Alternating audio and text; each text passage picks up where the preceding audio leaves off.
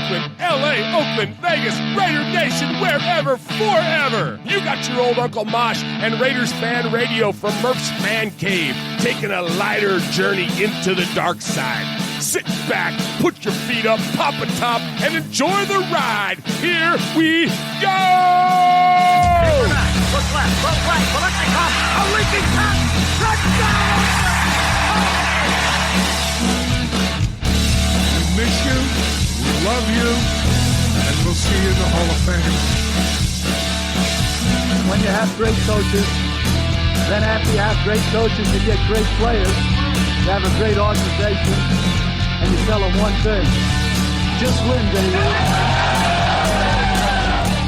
Way up the middle, intercepted Filipiano at the 50, fine running down, Oakland football, and I think Oakland victory. Every kiss begins with or every box begins with K. On the most zany, unbelievable, absolutely impossible dream of a play.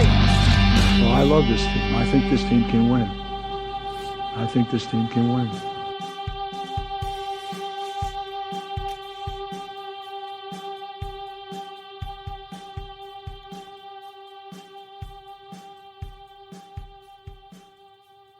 What is up, Raider Nation? Your old buddy Murf back once again for what we hope to be a fantastic episode of Raiders Fan Radio.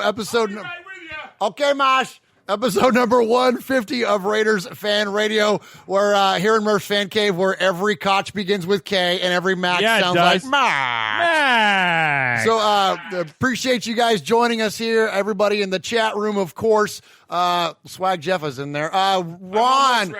Ron, I know I'm stalling for you. Ron the Materator is in there. Always, we can't start the show without Ron the Materator. Coach Davis, Harley Raiderette, Raider Ramon, Carlos Silos, Pirate 1975, DT the Sun, May Spitfire, Pete M, Argo, Rick Avi, Full Metal Mexican. What's up, Lino? Michael Sir is in there. Kevin the Raider Nerd is in there. Man, all kinds of people in the chat room tonight. Thank you so much for joining us for episode number 150, a milestone episode of Raiders Fan Radio, if you will. We appreciate you as always. All right, so the man that adorns the desk to my right, which is the Western Annex to the Murphs Fan Cave desk, is the unmatched, the unreplaceable, coming in from Middle Tennessee State University, stands a suave, sleek, 6'1", 200-ish pounds. And he's really excited that his age and his waist are no longer the same. They used to say, as long as my waist underpaces my age, yes, I'm in good shape. Yeah, and when I hit 50, it was neck and neck, bro.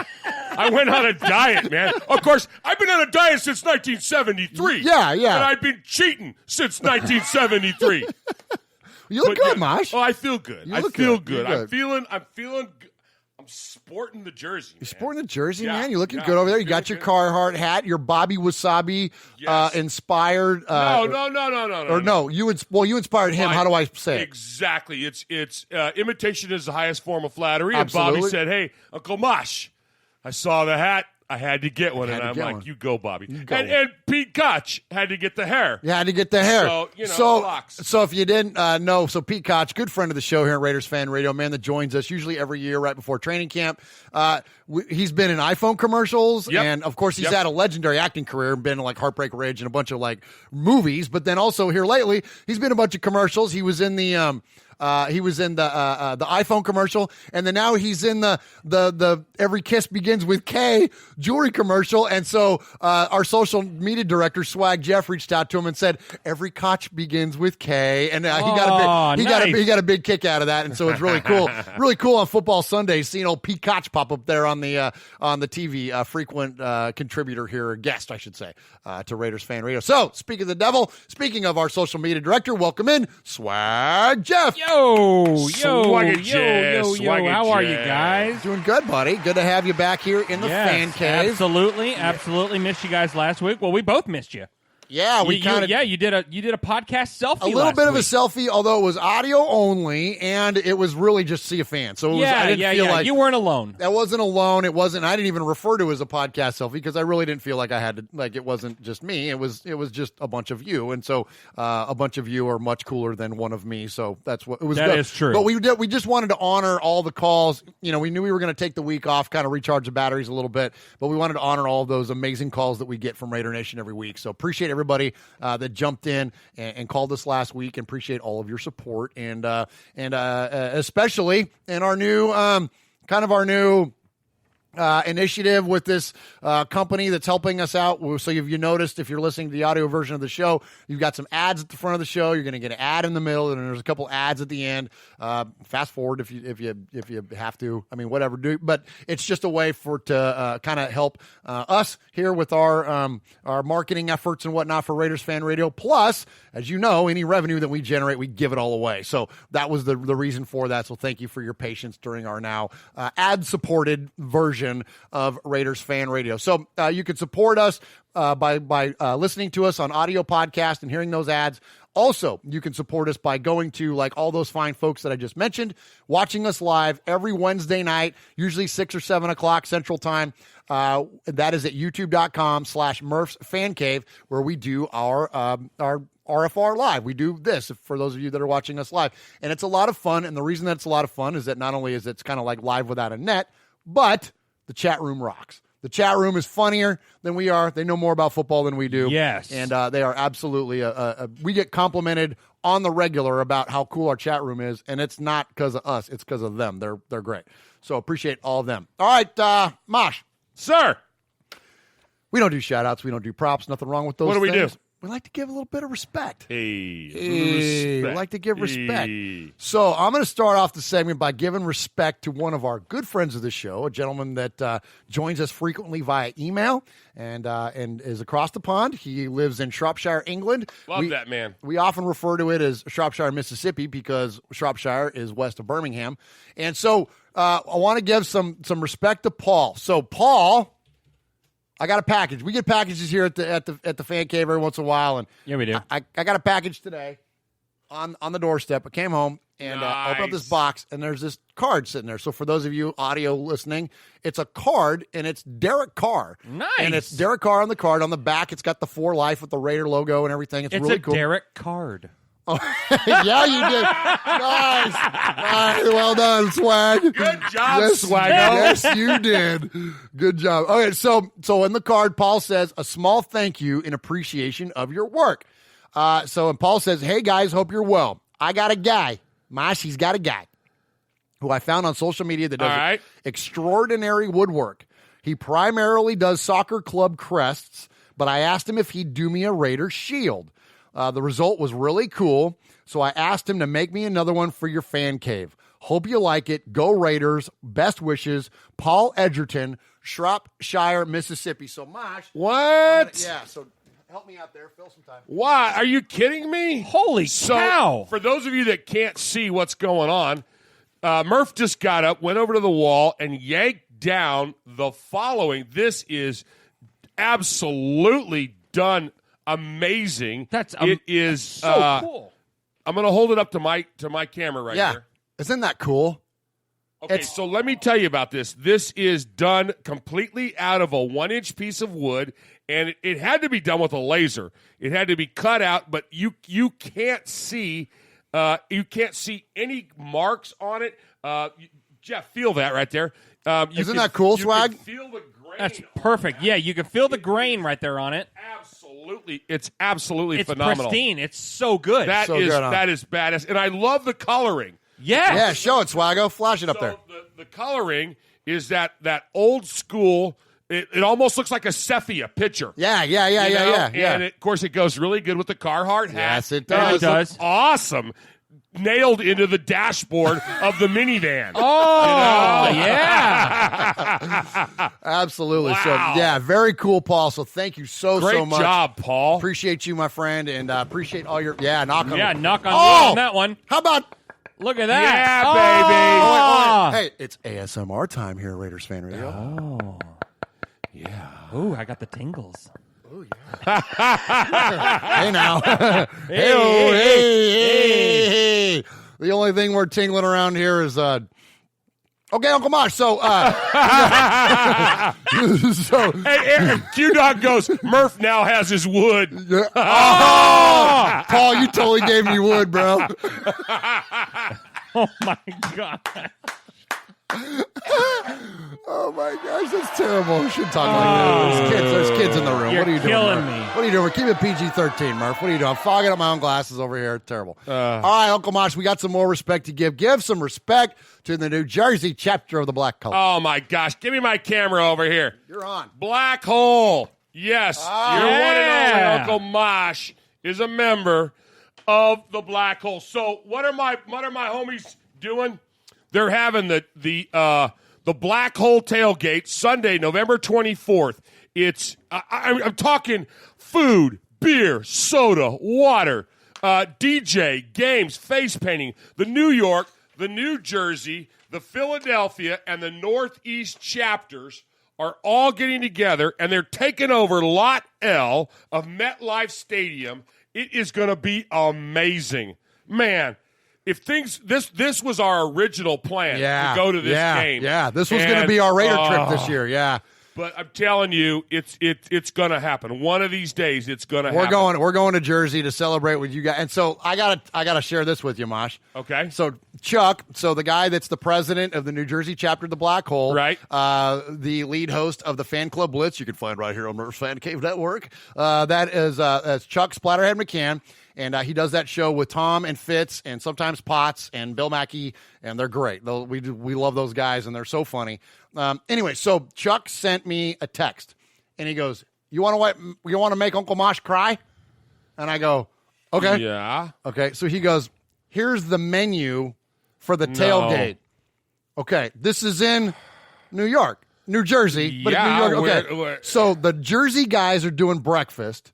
The New York guys, the Staten Island guys, are doing lunch, okay, or the later food. Yeah. And it's all homemade, and they're doing... I'm salivating already. You ready for this? Meatballs, eggplant parmesan, cold pasta salad, penne vodka, sausage and peppers, buffalo mac and cheese, baked ziti, broccoli rabe, antipasta salad, eggplant parmesan, sausage and peppers, chicken parmesan, meatball stuffed with mozzarella, wings, chicken francese. And he sent me and you know what the best part of this is? What? The most Italian thing ever. Chuck goes, yeah, all the Italian guys from Staten Island, they're like, and we may not have enough food. That's awesome. That's the most Italian thing ever. Why are they not going to have enough food? What? Because they're expecting 9 people. That's awesome. Oh, my gosh. And look, now we just came back from Oakland, and look, and the Oakland cuisine and the tacos and the carne asada, all that is wonderful. But man, a New York tailgate, like that's legit swaggo, isn't it? Like, oh my gosh, dude. Absolutely. Yeah, sounds... You guys might get a belly shot before the show is over. Oh, yeah, for sure. Oh my the gosh. bread. Oh, the bread. I'm with Just Win Johnny, the bread. Oh, man. I'm telling you, it's going to be so good. So y'all have so much fun. Much respect to the Black Hole, Silver and Black Empire, all of you that are up there in the Northeast. They're going to have so much fun. You're going to have an absolute blast. Please send us pictures. Please send us anything, if you can think of it to shoot it to us. We would love to see it. We would love to see pictures of this tailgate. Send us some food porn, as the kids say, right? Yeah. Take pictures of all your chafing dishes loaded with frickin' pigs and sausage and peppers. Like how many people are bringing sausage and peppers? Like 8.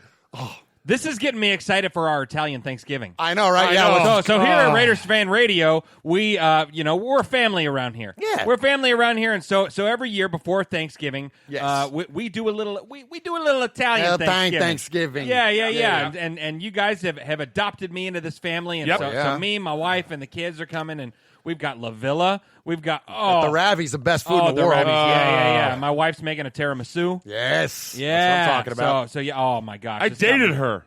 Tiramisu? Yes. Tiramisu, you grew up around the corner from the tiramisus. The tiramisus. Yeah. Joan and Joan and Ernie. We Joan and Ernie. We call him E. Yeah, E. There you go. All right, there you go. Swaggo, you got one more respect for us, don't you? Well, I have 2 more respects. Okay, go. I have 2 more respects. One is to you, Murph, because you are so excited to get into this episode that you skipped my segment. Holy crap, I sure did. You're so pumped and ready to get to RFR 150. Yes. Which is a huge milestone. Yes. So Thank first you. off, my last respect is to you all.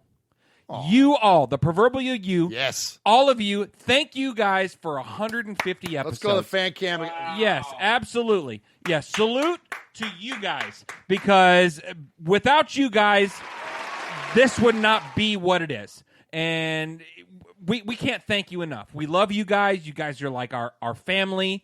And you guys make the show what it is, and we're just, three wackos that are up here talking about the team that we all love. Gosh, we got so many messages last week because we did the audio version of the show, and everybody was like, gosh, it felt like I missed seeing my family. I missed everybody getting together. So, seriously, yes, it's really cool. Seriously. So thank you guys. You guys make it, and, we can't thank you enough. So much respect to you guys. So, speaking of RFR 150, the social media director, Swag Jeff, every week likes to talk about each episode and references it to a significant moment in Raider history. So, episode 150, we're gonna double dip a little bit. Oh, I like it. And we're gonna talk about some legends. Let's do it. We love I like when you go double dip in old school. I love it. Come on. I love to double dip.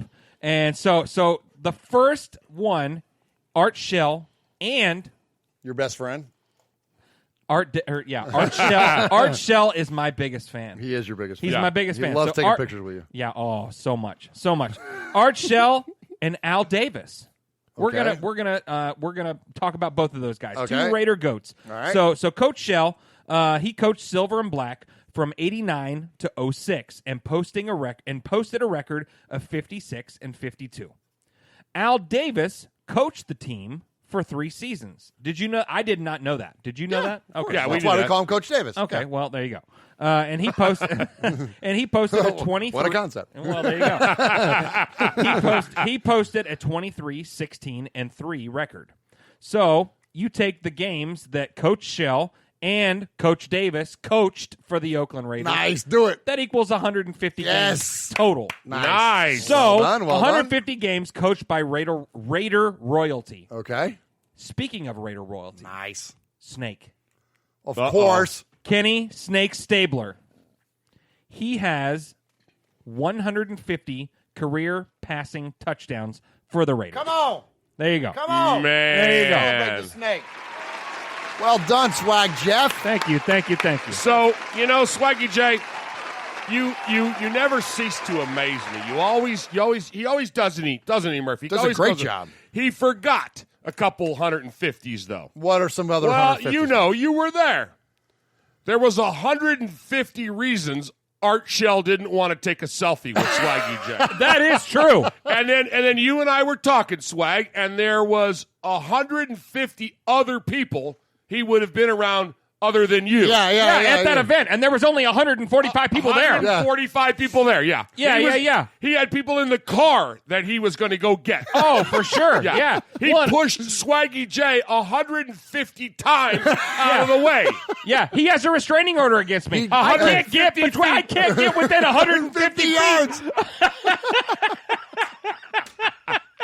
Yeah, exactly. And I think we ate 150 sourdough rolls while we were in San Francisco. Yes, we did. Oh, my gosh. And I'm pretty sure I ate 150 street tacos that Mojo cooked at the tailgate. Well, no doubt. And I'm pretty sure someone drank 100. Never mind. I love what Q-Dog says. He goes 150 total interceptions by Battleship Jamarcus in 2010. Oh, nice. Battleship. So speaking of interceptions and the frequency of them, we're going to introduce a new kind of little mini segment here on the show. So, we love the internet. It can be, everything in moderation, including moderation. The internet can be a genius place, and it can be a crummy place sometimes. But we're going to celebrate some of the funnier, lighter sides of the internet at times, and especially Twitter. We're going to do a little, tweet of the week. We're going to something that, because I'm thumbing through, reading all your stuff, Raider Nation, and coming across stuff all week long, and sometimes, man, something just jumps out and is way funny. And so since we have now a social media director, and this is kind of what he does and does it well, I'm going to turn it over to Swag Jeff, and you are now going to feature now a social media post, a tweet of the week. Swag, what you got this week? That is right. Yeah, the first annual Raiders Fan Radio Tweet of the Week. The tweet of the week goes to Den Lesks, who said, I'm surprised Phillip Rivers connected with his wife 9 times. Oh! All right, boys and girls, pay attention. You got your old Uncle Mosh here with an update. That's right. I got some stuff for you. Take out a piece of paper, a pencil, a pen. Heck, use your pocket knife and carve the info into your dashboard as you're driving down the highway. First off, you need to like us on our fan page on Facebook. That's right. Go to Facebook at Raiders Fan Radio Podcast. Don't forget about the Twitter. You know your old Uncle Mosh, he twits now. That's right. Go to at Raiders Fan Radio. Also, don't forget the Instagram at Raiders Fan Radio. Or what about our website? That's right, RaidersFanRadio.com. Heck, if you want to, you can even email us, show at RaidersFanRadio.com, or call us on the Raiders Fan Radio hotline, 909-345-3346. That's 909-345-3346. Don't forget Murphs Fan Cave on the YouTube, where you can get all the show links like the Fan Club Blitz with Splatterhead and Fitz. Find all our stuff on podcast providers like Stitcher, iTunes, and Google Play. All right, did I hit the time limit? Good. All right, Raider Nation, let's go ahead and jump into this last week's game. So the Raiders, as you all know, moved to 6-4 on the year. I wouldn't say quite unexpectedly, but it's pretty good to be in playoff contention this late in the year already. Yes. At least past the halfway point. And so the Raiders are looking good. They are defying expectations, including those of some of us on these microphones today. And I'll pin that on myself. I didn't expect him to be this good this late. I certainly didn't expect the rookie class to jump out the way that they have. Oh, my gosh. So let's kind of go around the horn a little bit. Mosh, let's start with you. What are some of your biggest takeaways of – now, we really haven't talked about the the Charger game. We really hadn't talked about our win there either. I don't think we did, right, as of the last show. So anyway, if you want to touch on that even a little bit, please do. But what are your thoughts coming off the heels of this Bengals win? Well, I like a lot of things. I like to see good coaching, and I think we're getting that. I think that coaching is something that takes time to develop. I think that we're seeing a lot of that. I think that we're seeing a lot of the people that were brought in, that the naysayers were saying that, oh, we shouldn't have done this, we shouldn't have done that. Again, you've always said, and you've been a proponent of this, Murph, that you can't tell a solid draft class until a few years down the road. A lot of people can have a great rookie year. It's what they do in their sophomore year and beyond that. Yeah. So for right now, I don't care about that. I'm high on my rookies, man. I'm loving it. I'm loving what I'm seeing. I'm loving a lot of stuff that we're doing. When somebody goes down, the next guy steps up. Oh, my gosh, right? We're bringing in people that don't know our schemes. Yes. You know what I'm talking about, Swags? And these guys are stepping up, and they're filling the spots, man. I think a lot of that is that we're holding each other accountable for what we do. Yes. And that comes, I can't remember who it was. Maybe it was you and Scott talked about it the other day. We're not seeing a lot of quit out of this team. Oh, yeah, that was these Scott, guys are yeah. These guys are playing balls to the walls every single down. You're not seeing Max take a down off. You know, Farrell was sick as a dog, but his butt was still out there. Yeah. And he's played through that, and now that he's getting better, we're seeing the fruition of his hard work. These guys are going, man, 110% all the time. And I'm loving that. That's coming from coaching. That's coming from leadership. That's coming from each man knowing what's his box. He does what his box is and doesn't worry about the other guys. You know? So they're getting after it, and I'm loving it. Awesome. Good stuff from the rookies. We're going to talk a little bit later about the impact of this rookie class and kind of the overall of like how good they are in reference to Raiders history, right? In terms of the entirety of the draft class. Swaggo, what do you think, man? What were your thoughts about the Bengal game? So my takeaway for the last couple weeks, I like to say Carr just seems to be right on the money. He's right on the money. Yeah. He's killing it. I mean, of How course, about that Superman jump in the end zone, man? oh my gosh, it was Right? amazing. I And loved he, it. and he held on to it. Heck yeah, he did. And he held on to it, so there you go. So that one was for you, Q. He held on to both hands. Yeah. Both Yeah. hands, yeah. And obviously Josh Jacobs. I mean, in the Charger game just killed it and continued it with the Bengal game.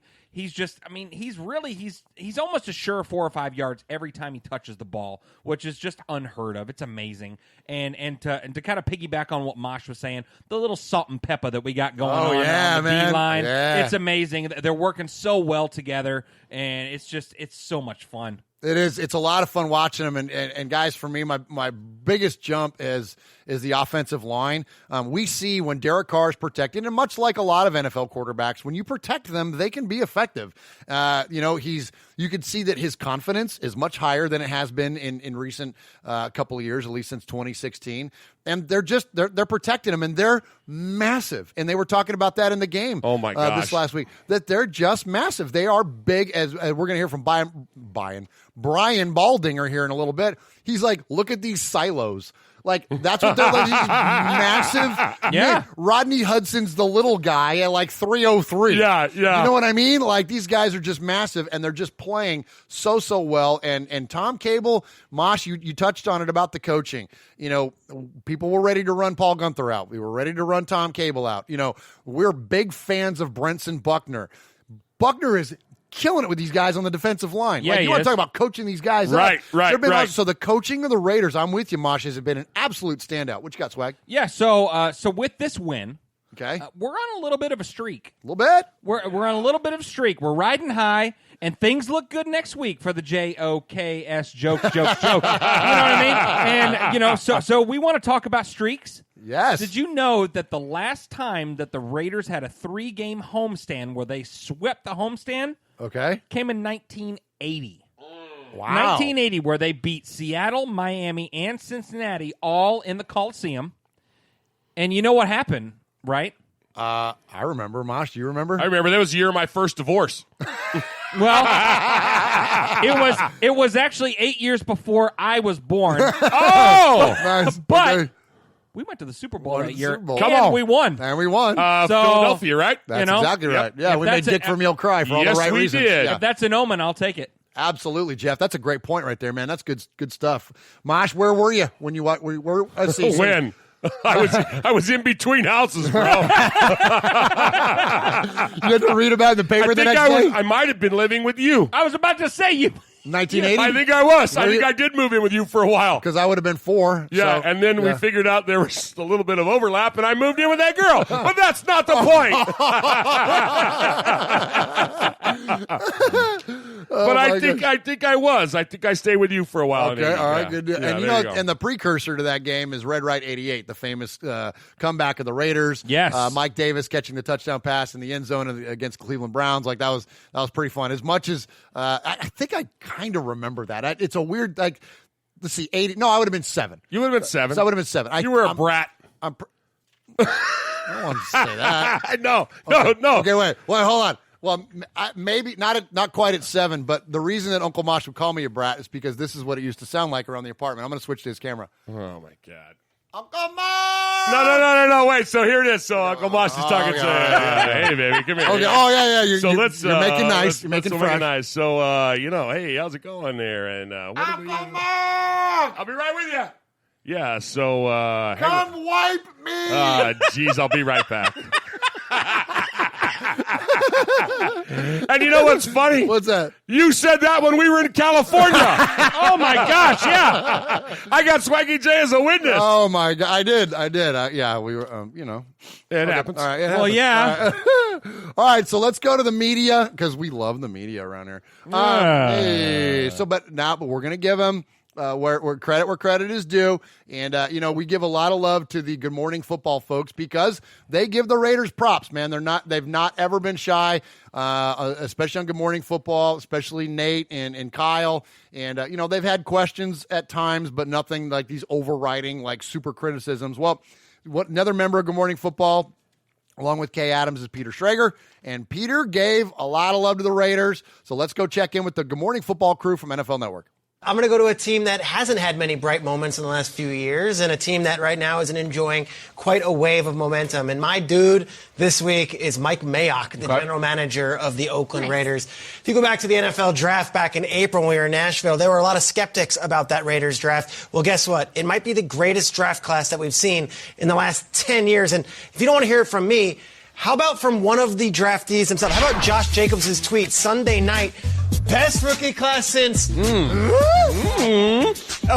the numbers, do they back them up? Let's see how this rookie class is doing in the NFL right now.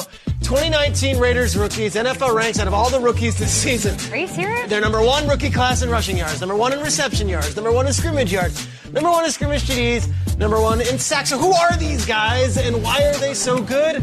Let's see some of the names. Cleve Farrell absolutely dominated that Thursday night game against the Chargers. Josh Jacobs running away with Offensive Rookie of the Year. Trayvon Mullen had the game-winning interception last week. Maxx Crosby had 4 sacks last week. Foster Moreau had a touchdown. Hunter Renfrow makes every big catch his team needs. And oh yeah, little print there. That's Jonathan Abram, who might be the best of all of them. He's been on IR since week 1. And Alec Ingold, who is a rookie, undrafted free agent, is their fullback and sets the tone. They get contributions from all of them. That man in his first NFL draft ever as a GM, that man in a draft where his first round picks were head scratchers to some in the draft media and the pundit 100%. world. 100%. They're cleaning up. And honestly, I look at these guys, they're not just flash in the pan, okay, it's because they're on the field. Like, Josh Jacobs is going to be a problem for the next 10 years.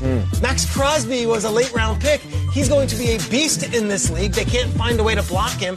And then you look at just the certain level of play that they're getting from Trayvon Mullen out of Clemson, that they're getting out of Cleve Farrell out of Clemson. They drafted guys who performed in college and are performing right away in the pros. Here's Renfrow making a big play. Guys, all Hunter Renfrow ever did in college was make huge plays for Deshaun Watson. He's in the NFL. All he does is make huge plays for Derek Carr. You ain't lying. I don't know if this team's going to win the AFC West. I don't know if they're going to do anything past this week. I do know this. 12 weeks through the NFL season, there is no rookie class that is better than the Oakland Raiders one right now. And I know we love our Saints from a couple of years ago and the Browns from last year. I would argue that this rookie class might be the best we've seen in recent memory. Hats off to Mike Mayock in his first year as the GM, first year with the organization, coming from a TV booth. It's really unprecedented. Good stuff from the Raiders and great stuff from Mayock in that front office. All right, great stuff there from Peter Schrager. Appreciate that. Appreciate you pumping up our Raiders. And, so a lot of love there about the draft class and about, what's his name, Mosh? What's that guy? Our first round pick, right? I was looking for. Oh, it's not on there. Okay, F to the E to the R to the R to the E to the L to the L. That ain't furl. But so a lot of love for that for the draft class. Cleve Farrell's definitely starting to show up a little bit, and we know he's had a lot of other assignments besides just flat out rushing the quarterback. He's playing inside a lot, sucking up a lot of blocks, playing the run very well. Like, it's just top to bottom doing well. Okay, so the top to bottom of the draft class, Mosh, well documented at this point, is doing well. Right. We are, as you mentioned earlier, we are far from grading it in its entirety. Correct. But certainly to this point, 10 games in, it's proving to be one of the best the Raiders have ever had. Correct. All right. So I'm going to run a few years at you, Mosh. Is this the best Raiders draft? Again, 10 games in, manage our expectations here, not be a prisoner of recency. But in 1982, the Raiders drafted Marcus Allen, Jack Squirek, and Van McElroy. In 1983, they draft Don Mosbar, Bill Pickell, Greg Townsend, Dokie Williams, and Mervin Fernandez. In 1968, the Raiders draft Ken Stabler, Art Shell, George Atkinson, and Marv Hubbard. Now, this may be the most immediate impact as far as where we're standing right now. Mosh, is this, compared to those three, the best class we've ever had? Okay, so on that, of course, you have the individuality of Marcus Allen's class. Okay. You have the longevity of 1968. Okay. Yes. And I think I would go ahead and say that it's comparing apples to oranges. Okay. So you have the superstar in Marcus Allen. Okay. You have the longevity of Stabler, Shell, Atkinson, and Hubbard. And obviously, I would say that the class of 83 were outshining them. So I think so. You could compare maybe the class of 83, but I don't know. You can't compare 82 and 68 yet because we don't know who's going to be that superstar that's going to be the caliber of Marcus Allen if that happens at all, and the longevity of Stabler, Shell, Atkinson, and Hubbard. So I think we'd have to take the first one and the last one and pull them out of the mix for right now and definitely go against the class of 83, and we are far, I believe, far above and beyond them. The expectations, at least, of what we had. I'm sure in 83 they didn't have those expectations, nor did we, but we're outshining them. Absolutely. That's good points. And, Swag, when we look at, we have the potential here for, and I don't know what the stats are on this. We'll need to look this up for the next show if things continue the way that they are. But Josh Jacobs is literally running away with Offensive Rookie of the Year. Now, Mad Max is in the conversation. Yes. Max. He's in the conversation for Defensive Rookie of the Year with this 4-sack performance against the Bengals.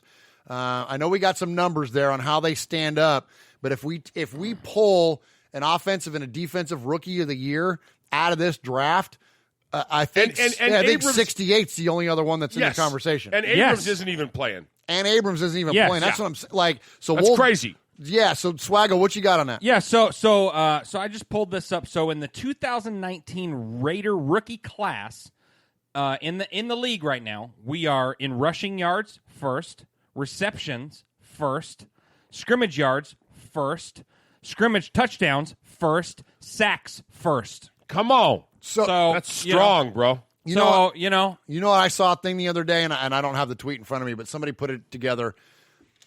The Bears traded their 2 first-round picks and all that stuff, paid the most lucrative defensive contract in the history of the NFL to Khalil Mack, and right now they have 25 sacks. Okay? The Raiders raked in all that stuff from Khalil Mack. Didn't have to extend out all that money. The Raiders have 25 sacks. Like, this is the stuff that Raider Nation, now we didn't know it was going to be executed exactly this way because it was the unknown. But the potential for this type of production out of your defense was possible by the amount of talent we were able to bring in, the amount of money we were able to spend in other places, and now you're seeing the fruits of it. So when you rewind the clock months and months and months ago, when we were sitting here in the fan cave telling you, look, we don't know if this works, but we see what the plan is. Yeah. We get where this is all going. Well, it's working. So not only is the plan in place, the plan's being executed, and it's being executed well. So in reference back to Crosby, and we're going to talk a lot about Crosby here in a minute. Yeah, we are. But I mentioned about voice crack Peter Brady. Wow. I mentioned good job there. Captain Puberty. So I mentioned about how we have a potential for the offensive and defensive Rookie of the Year. Yes. You look at the other candidates. Q's favorite, Josh Allen. We get it. He's a Kentucky guy. You are too, Q. We get why you love him. Nick Bosa, whatever. But he's a Niner. But he's in the conversation. Well, listen to this. Nick Bosa has 23 tackles on the year, 7 sacks, 1 forced fumble, and 1 interception. Josh Allen, 18 tackles, 8 sacks, 2 forced fumbles. Maxx Crosby, the Condor, which I like that nickname. I love that. The Condor, 21 tackles, 6.5 sacks, and 3 forced fumbles. Oh yes. my gosh. That's legit.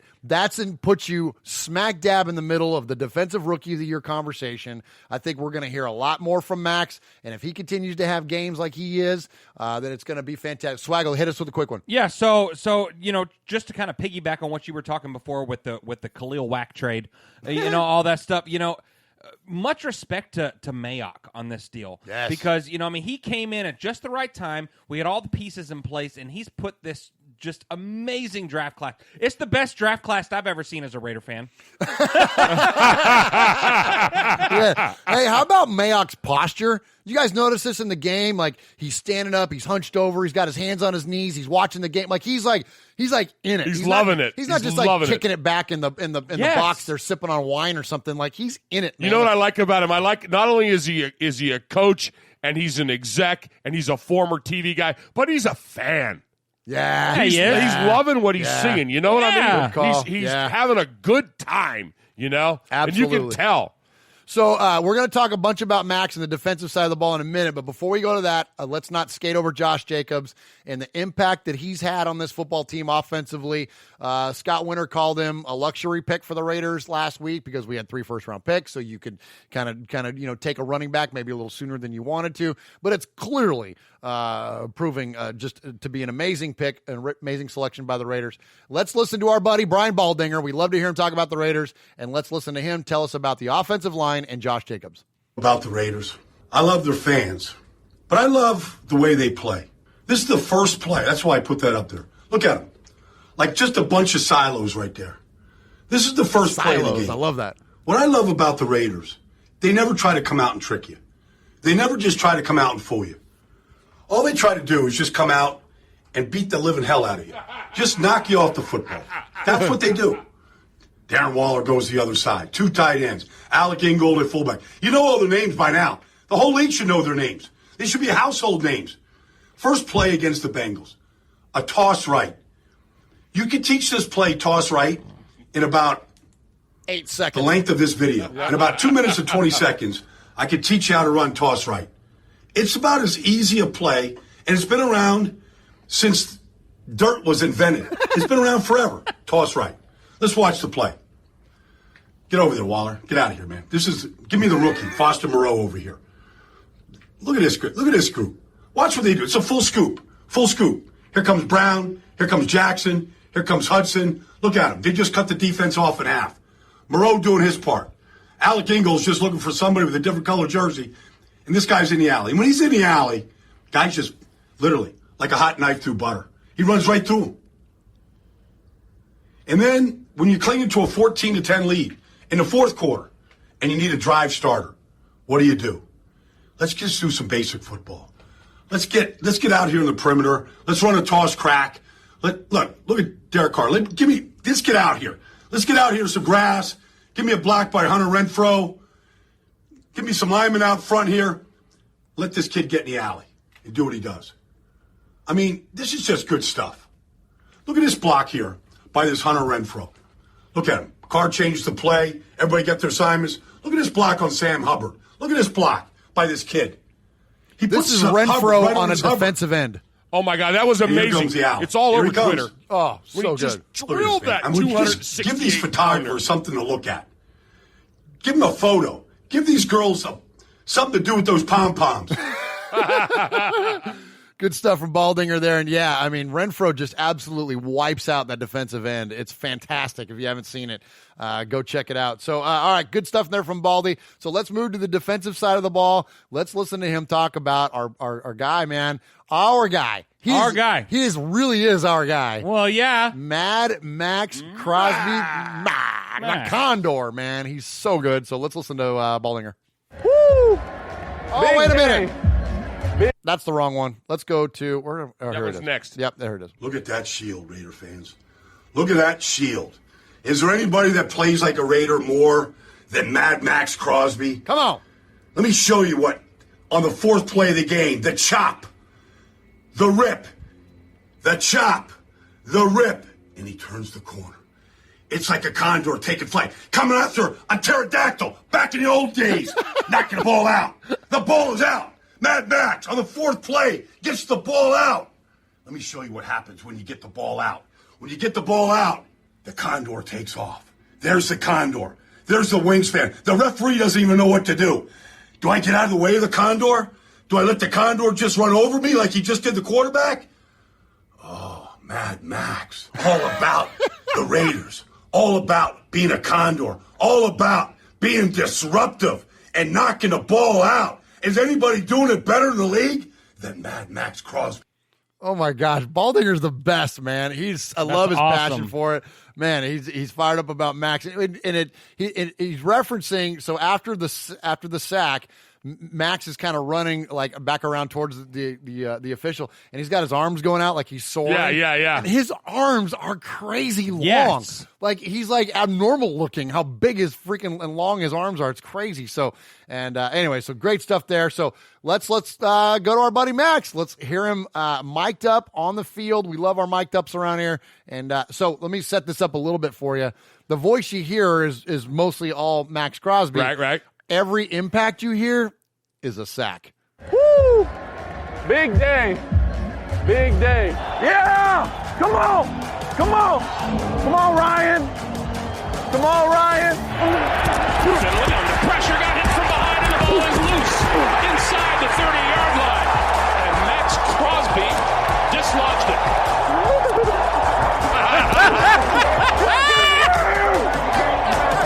I love that high-pitched hit. Hey, hey! Woo! Woo! Let's go! Let's go! Hey, let's go! Yes! Yes! Maxx Crosby. He has been fierce today. He's been effective getting in the backfield. Hey, Trey! Trey! What I tell you? Good, baby, congrats. Good. Let's go. Awesome stuff. And if you haven't seen Maxx Rap in the locker room after the game, we won't play that here on the show. But you need to go I haven't seen it. Oh, dude, he's funny. So he's like a rapper, like he in college. Like he is. He did his thing, and he freestyles in the locker room, and it's not safe for work. I'll just say that. And it's funny. It's very, very funny. Good. Yeah. So go check that out. So when you ball, Jeff, when you ball, okay. Oh, come on, man. NFL Network, Deion Sanders. When you ball, oh, you get the call. Thank you. You ball, you get the call. So Mad Max this week got the call from Deion Sanders. My man, what's up?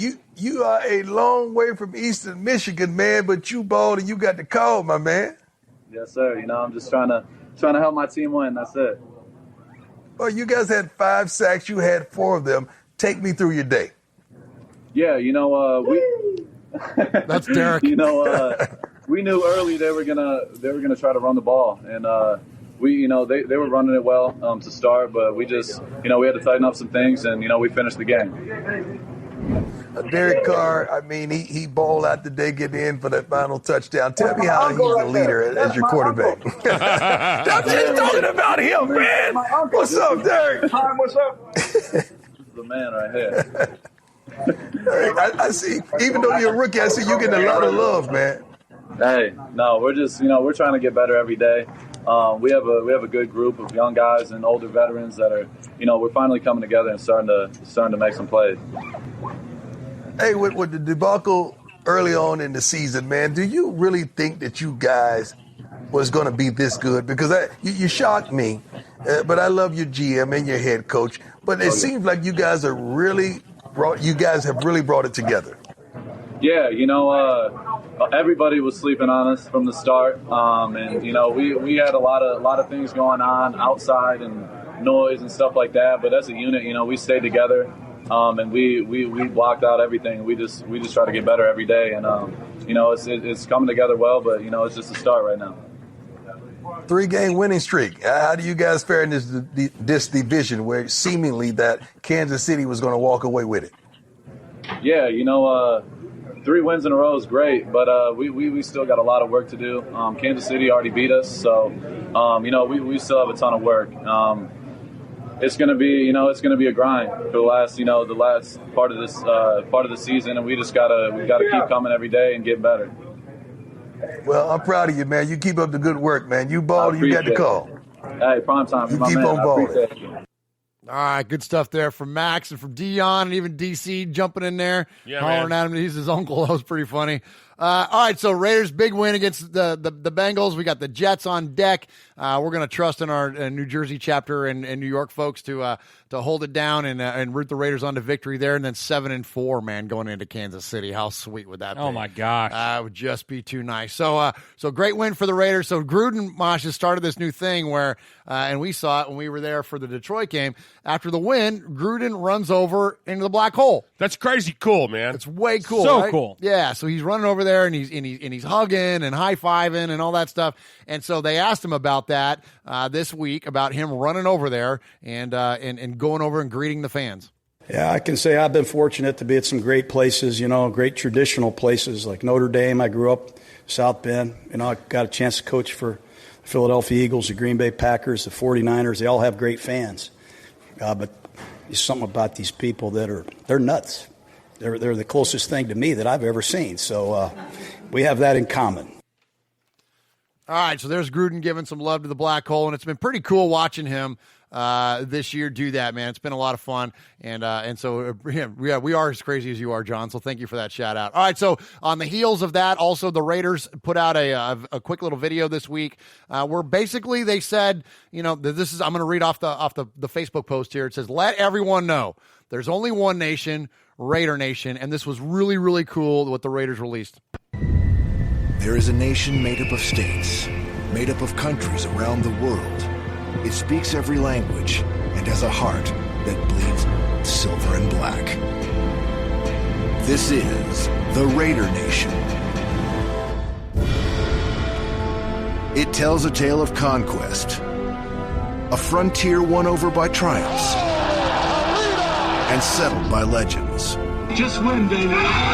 It embraces the spirit of the bold and the fearless and is an expression of a way of life. It has a culture born and rooted in the history of the game. A commitment to excellence, imitated by many, duplicated by none. The heart, beating at the center of the nation, where the fire that burns brightest is the will to win, is a torch that will burn from generation to generation. From everywhere you can hear it. You can see it in the eyes and hearts of the people. They wear the shield, a mark of pride, a badge of honor, a symbol of loyalty to one nation, the Raider Nation.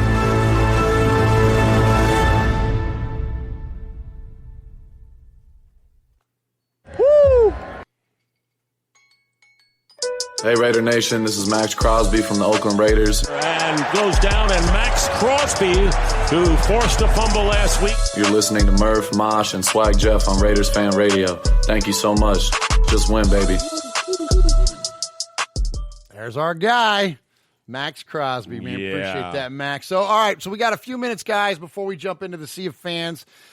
Mosh, I want to ask you about a couple of things. So in the offseason, we talked a lot about Raider nicknames. We talked a lot about the Raiders as a whole, kind of, how we are so reverent to the past, and the Raiders are reverent to their own past, which is one of the things that's so cool about them. But we as fans, especially older fans, we're reverent to the past because it was, frankly, so good. And, we kind of lament for some of the things that are missing around Raider Nation. We miss the characters. We miss the nicknames. We miss the mystique, the villain of the NFL, that whole stuff. Of course, the winning that came along with all that. I feel like, Mosh, I had a thought this week, I have those once in a while, that I feel like we're almost returning a little bit. We're almost returning, like this current crop of Raiders, the young guys that are in there, and even some of the veterans with guys like Richie Incognito and until he got suspended, Vontaze Burfict, and even now bringing in DJ Swearinger. Like, these are like edgy kind of guys, but they're coming in and they're being absorbed into the system and of the culture, and it's okay. And so I just feel like this new era of the Raiders is, am I crazy by saying it's starting to mirror the older era of the Raiders that we love so much? Mosh, what do you think? I've always said that one of the things that drew us to the Raiders back in the day was little stuff. Like, we had those characters. We had the Snake staying with Jimmy Buffett in the offseason and part of the regular season, and the fact that we were we were the most penalized team in the NFL. You know why? Because we did what we had to do when we had to do it. Our guys sat on their helmets, and it didn't matter. Who was it? Was it Walsh that came in? Who was that dingbat that came in? Oh, Shanahan. Shanahan, I mean. No, we can't do that. We can't sit on our helmets. Well, you know what? We sit on our helmets.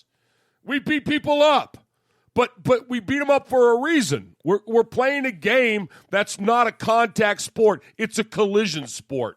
And when you have collisions, and when you have excitement, and when you have the stuff that we have, we get out there and we get after it, man. We've got these characters, this Capo would say, yeah, you got a guy popping his trunk, at his dad's funeral, Yeah. I mean, we got these. We're starting to get that. We got a condor on the team. Yeah. This and you look back to the 70s, and the California condor was thought to be extinct. It ain't anymore. Oh, come on, Mosh. You know what I'm saying? Yes. So I'm not saying that we're returning to the old, but we're creating a new, and it resembles what we've had in the past, and it's a good feeling. It really is. It is, and I hate that we haven't seen Jonathan Abram more than just the one game, because I feel like he's one of those guys. Oh, my gosh, yes. Like, he brings so much personality. But what is he, 24 years old? We're going to see him if for that, a long time. Oh, yeah, we're going to see him for a long time, absolutely. And it's just so good. And so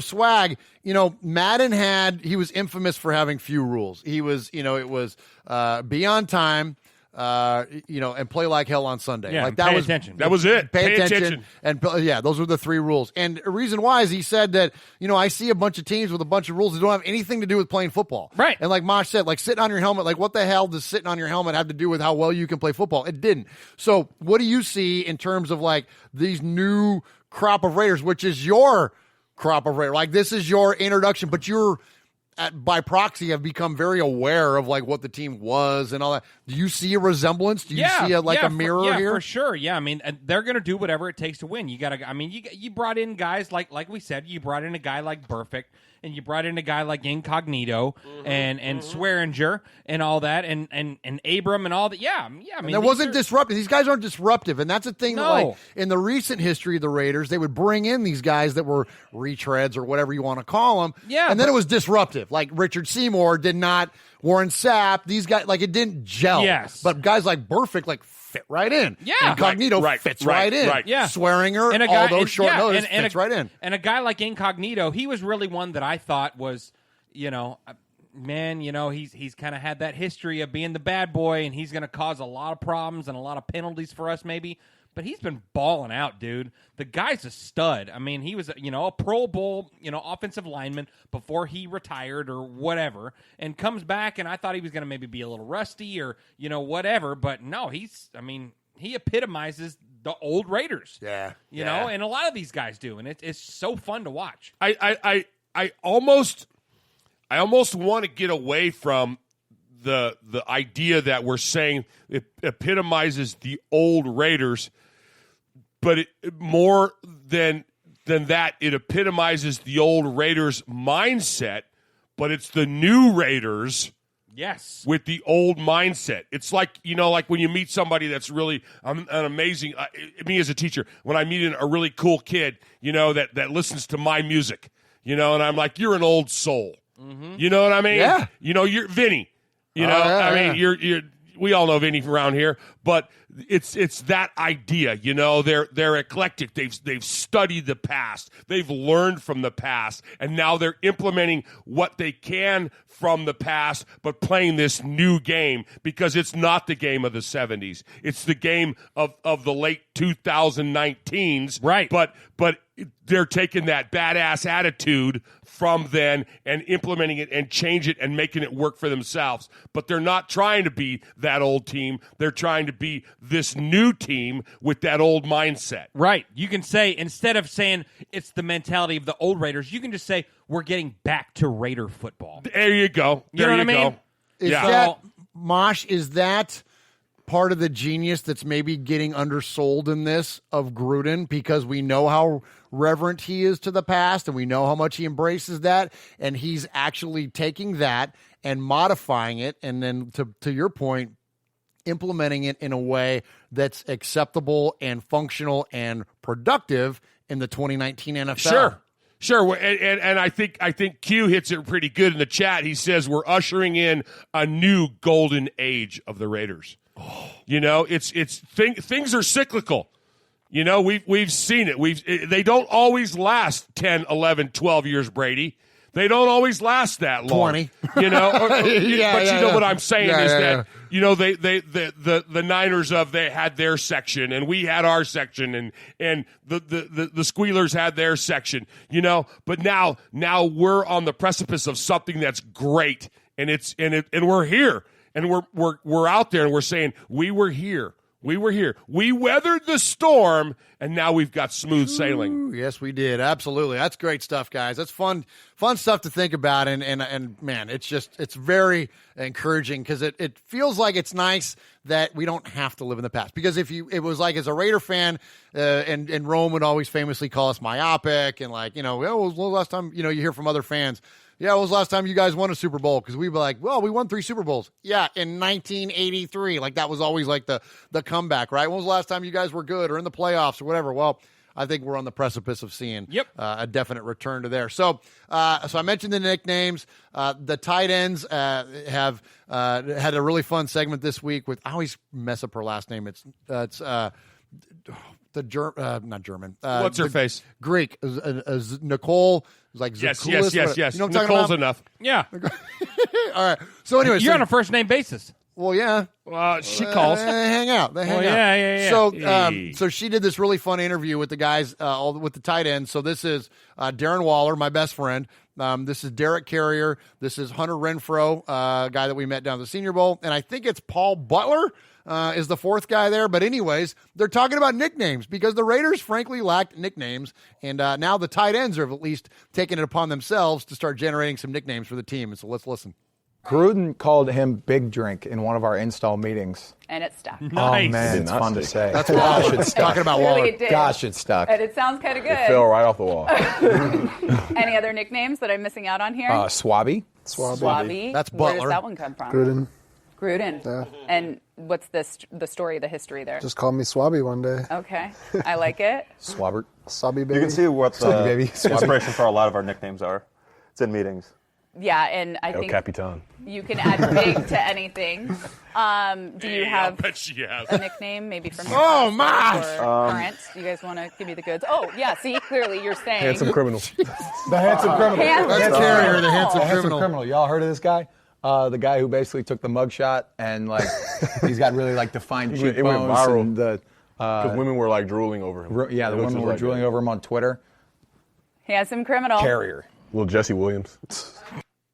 All right, there we go. That's Good so stuff. funny. Isn't that funny? So Pirate 1975. Shout out the chat room. Yeah. So we've got Raider Ramon, Running Bear, Ron the Mater Raider, Aaron the Q-Dog Raider, Full Metal Mexican, Raider Ramon, Mojo, Adamisk, and Pirate 1975. So speaking of Pirate 1975, all right. He gave us some nicknames in the chat. Oh, no, nice. All right. DJ Swaggy Jeff and the Mosh Prince featuring Murphy Fresh. Oh, nice.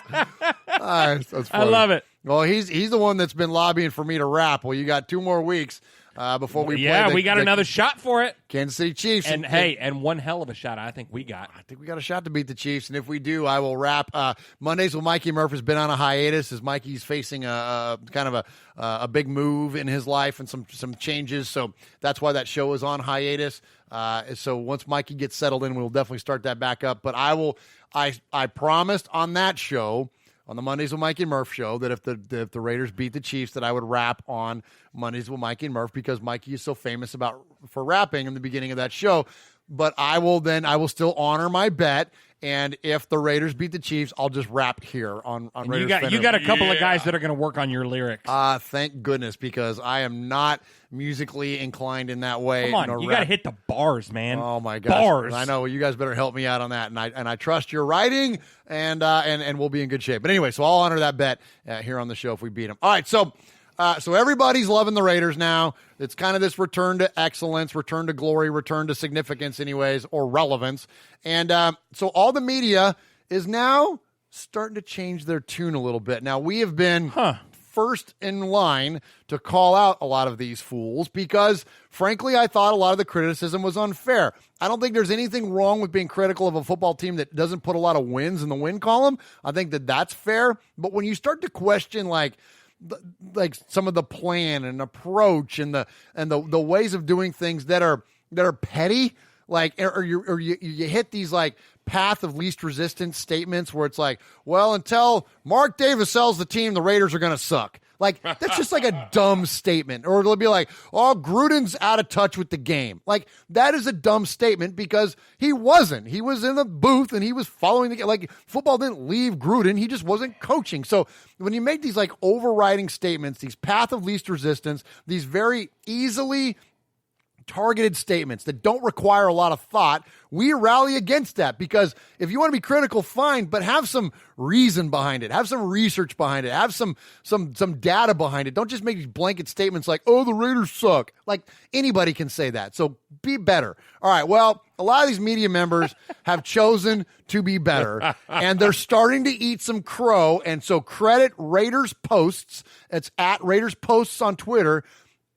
She put up a post of the kind of a collective of, this is Colin Cowherd, this is Max Kellerman, this is Jason Whitlock, this is even Kyle Brandt, who we like, but even he's in here. These are all of these media people starting to change their tune a little bit about our Raiders. I came into this season laughing at John Gruden, and when the AB thing happened, I was laughing out loud and thought this was a dumpster fire headed off the rails. I don't think I was alone in that. Hand up. I didn't think John Gruden was going to work. I really didn't. When they hired him, I always thought he won a Super Bowl with Tony Dungy's team, and then he never won another playoff game, and he's doing the wing commercials and the broadcasting is great. When they brought him back, it just felt like digging up an old retread, and he stows up and saying, I don't believe in sabermetrics. It just felt like the game had passed him. He looks great. Well, I totally underestimated him, and I want to give them credit for doing something a team that I totally overestimated was unable to do, and that's Cleveland, which is take that first half of their season, which is front-loaded, a brutal schedule, same for Cleveland. The Raiders had the added detriment, if you will, of not playing at home for almost 2 months and finding your way through it. John Gruden has done a phenomenal job, and I count myself as one of the people who made a lot of jokes at his expense, but he has put this thing together, and it looks like the Raiders are on the right path, and they are a legitimate wild card contender. Gruden's doing an excellent job. There's no two ways about it. And I was privately very skeptical about it, but I'm going to give him the benefit of the doubt. Yeah, right. He has a chance here. You thought the book was written on his coaching career, and he was a TV star now. He has a chance here to answer critics who said you took Tony Dungy's team and won a Super Bowl. Stop with that. What I have hate you that. done with your team? He has his hands all over this team, and you see out the gate they are competitive. This is a guy that builds brands and builds offenses, and he's just done a terrific job, and I was wrong. I thought it was too noisy. I thought he'd been out too long. I can't wait to watch the Raiders play. They're so much fun.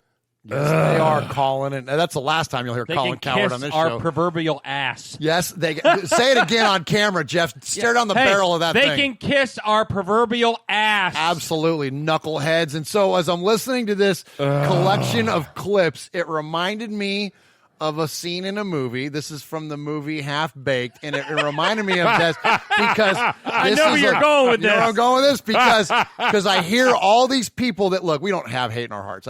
We won't hate anybody. I do. Only for Chiefs. Yeah. We strongly dislike these individuals. Okay, and as I'm listening to it, I'm going, okay, you know what? F you. And F you, and F you, and then Kyle Brandt, you're cool, but F you. And so anyways, I'm thinking this in my head as I'm listening to this clip, and so I'm going to pull the clip from the movie Half Baked. You, you're cool. You, I'm out.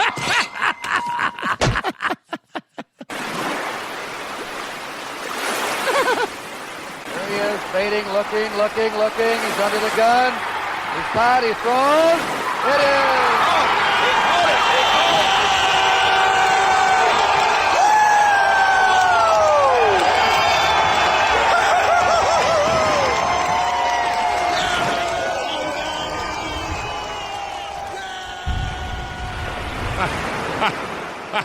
Shout him out, Mosh. Well, you got Mojo's Pod Show, Running Bear, Aaron Q-Dog Raider, Ugly Raider, Raider Born Rico, Full Metal Mexican. But the one that's killing me is F. Fisher 55. Yes. He goes, Tony Dungy didn't win a Super Bowl with Tony Dungy's team. Oh, that's awesome. All right, so welcome to the Sea of Fans mailbag, our favorite part of the show. This is where you can contact us here at Raiders Fan Radio one of two ways. You can call the show, 909-345-3346, and leave us a voicemail. And if we play your voicemail 3 times, you become a made man or a made woman around here. And that is kind of like the best of the best. That you join the elite crew when you get your message played 3 times. Or if you send us an indefinite amount of emails, we will also add you to the crew in that way. And that is how our friend Haley, Queen Haley of Scotland, got her made woman status. And so you can email us at show@RaidersFanRadio.com. And we have a couple of emails to read this week. Mosh, if you don't mind, I'm actually going to kick it to Swag to start us off because you're going to anchor us with one of our favorites. Let me get past this real quick. Yeah. Okay. The last time I read an email, it was not good. I think you got stung by a bee and your tongue swole up. Yeah, something like that. Yeah, something like that. Yeah. Or you got stung by a beam. By a Jimmy Beam. Yeah. I hear that. All right, go ahead, y'all. Okay, Murph, Uncle Mosh, Swag Jeff, Raider Nation, and of course, Vinny. Hey, Vinny gets some love. Hey, 3 in a row. Not the margin of victory I was hoping for, but an ugly victory is a victory nonetheless. I thought the defense played well with the Bengals, only points coming off of turnovers. If not for the turnovers, the margin of victory would have been closer to the expected result. Even so, the young players continue to ball out and make the nation proud, especially the rookies. Again, the officiating was questionable. The false start at the goal line was laughable. I have a thought about why the officiating sucks so hard. Every review of an official call, either upstairs or in New York, is made by the members of the same crew, the officials. No wonder Coach Gruden's challenge record is so terrible. I believe it's 0-7 right now. I think the review should be made by a three-person panel of impartial judges with Hall of Fame credentials with a majority rule. That makes me think of dodgeball. Oh, yeah. Thank you, Chuck Norris. Their ruling should be published so they could be held accountable. Am I the only one who sees a problem with the review process that uses the members of the same crew to validate said crew's original decision? Stop overseeing officials with card-carrying members of the same Zebra Club. Something needs to be done. Here's to the Raiders continuing to march against the JOKS jokes.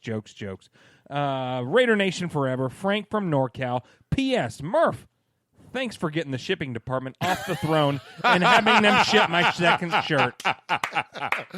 Well done, Frank. Thank you. Sorry about that. So, in case you haven't noticed, the shipping department around here sucks. But at this point, everybody that bought a T-shirt should have received their T-shirt. And if you didn't, then let me know. And hopefully I didn't miss you because I think we have a medium left. And I found it in like one of our bags that we brought back from. Nice. Yeah, there's like a medium. So I think we've got it displayed back here in a wadded up section behind me, I think. Absolutely. So anyway, so appreciate that, Frank. Great email. And what was that? He made a really key point. Actually, I want to jump back to that real quick, Swag. Yeah. We got a couple minutes. Yeah. He made a really key point that's escaping me right now. But he made something in there about give me some of what his big points were because I want to hit that. Just the officiating. That's what it was. But the reviews. Yeah. So don't you guys feel that? And I might have said this to you a couple of weeks ago, but don't you guys feel that like the officials are almost, Jeff? Tell me what you think. Don't you almost feel like they're rebelling against this ruling, and that like maybe when we get into the the postseason, if there's another egregious play like was in the Saints Rams game, that they would turn that over. Right. But in the regular season, like they're almost like a protest. Yeah, like I haven't seen hardly any calls be overturned because of that. And like you said, I think the officials are kind of like, no, we got the right call. We're gonna, no, we reviewed it, and we were right. Yeah, we were right. And they weren't, which is BS. Absolutely. All right, Mosh, so we got another email there. We do. So here you go. Good evening, fellas. Hope we're all well. I've said it before, and I'll say it again. There's nothing like a Raiders W. That was a tough game to win. The Bengals played a lot better than an 0-9 team, and we had to grind out the victory. But we showed great character and determination to see the job through. There's no such thing as a guaranteed blowout in the NFL. As we know, yet some fans were throwing out shout-out scores with their predictions and even bitching after the game that the winning margin wasn't big enough. They need to give their heads a wobble. You have to earn everything, and we earned it on Sunday. Amen. Yes. The question that will be asked soon, if it hasn't been already, is where does this draft class sit in terms of being one of the best, or certainly in recent seasons? I think we touched on that a lot tonight. Yeah, we did. The sensible answer is that we have to wait for a couple of years before being able to comment with any real conviction. But I wouldn't condemn anybody for rating our current crop very highly.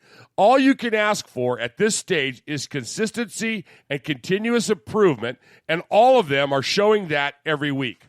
Hopefully, after a few more games, we'll see Isaiah Johnson join the fun, and we know already that Jonathan Abram will kill it for next season. At this stage, I'd say we are all excited with the potential in these young guys, but weren't expecting so much so soon. As for Mike Mayock, if I come home and found Mike Mayock in bed with my wife, I'd tuck him in. Oh, no.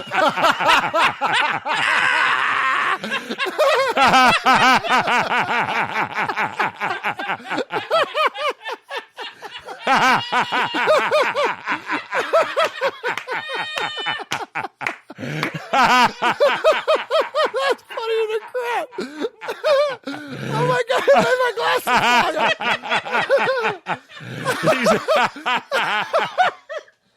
Oh my gosh, Paul. Paul goes on to say, I haven't got a wife, but you get my meaning.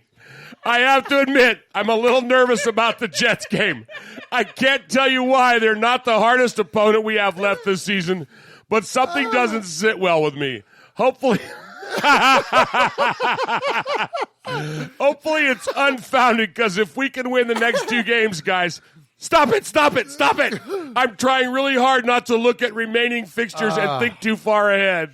Finally, a shout-out to the Raider Nation at the game on Sunday, not only for creating a great atmosphere again, but for singing happy birthday at halftime to a 100-year-old Navy veteran, Mickey Ganich. It was a wonderful thing to see, and it restores the faith in humanity when you see things like that.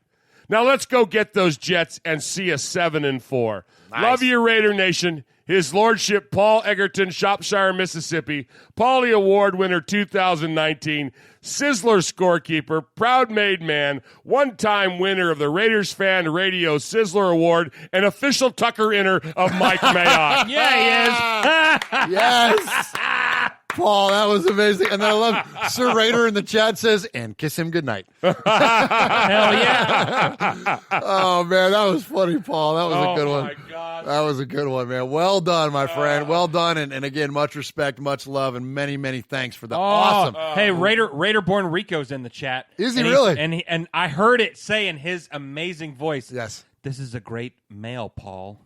Oh, I love it. It's so good. It's so good. We love you, Rico. Speaking of that, we got a guy, Juan, and I can't scroll up and see his name, but Juan is from Brazil.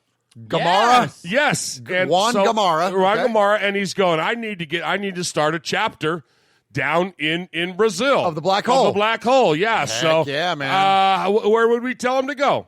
I would say contact. Well, gosh, I don't know. Is it on your card there? Yeah, but I put it away. No, it's blackholefans.com.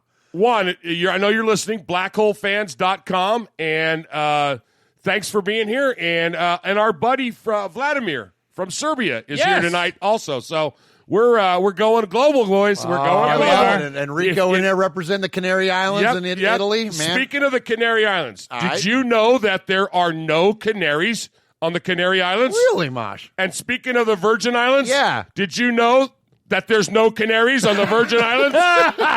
Hey-oh.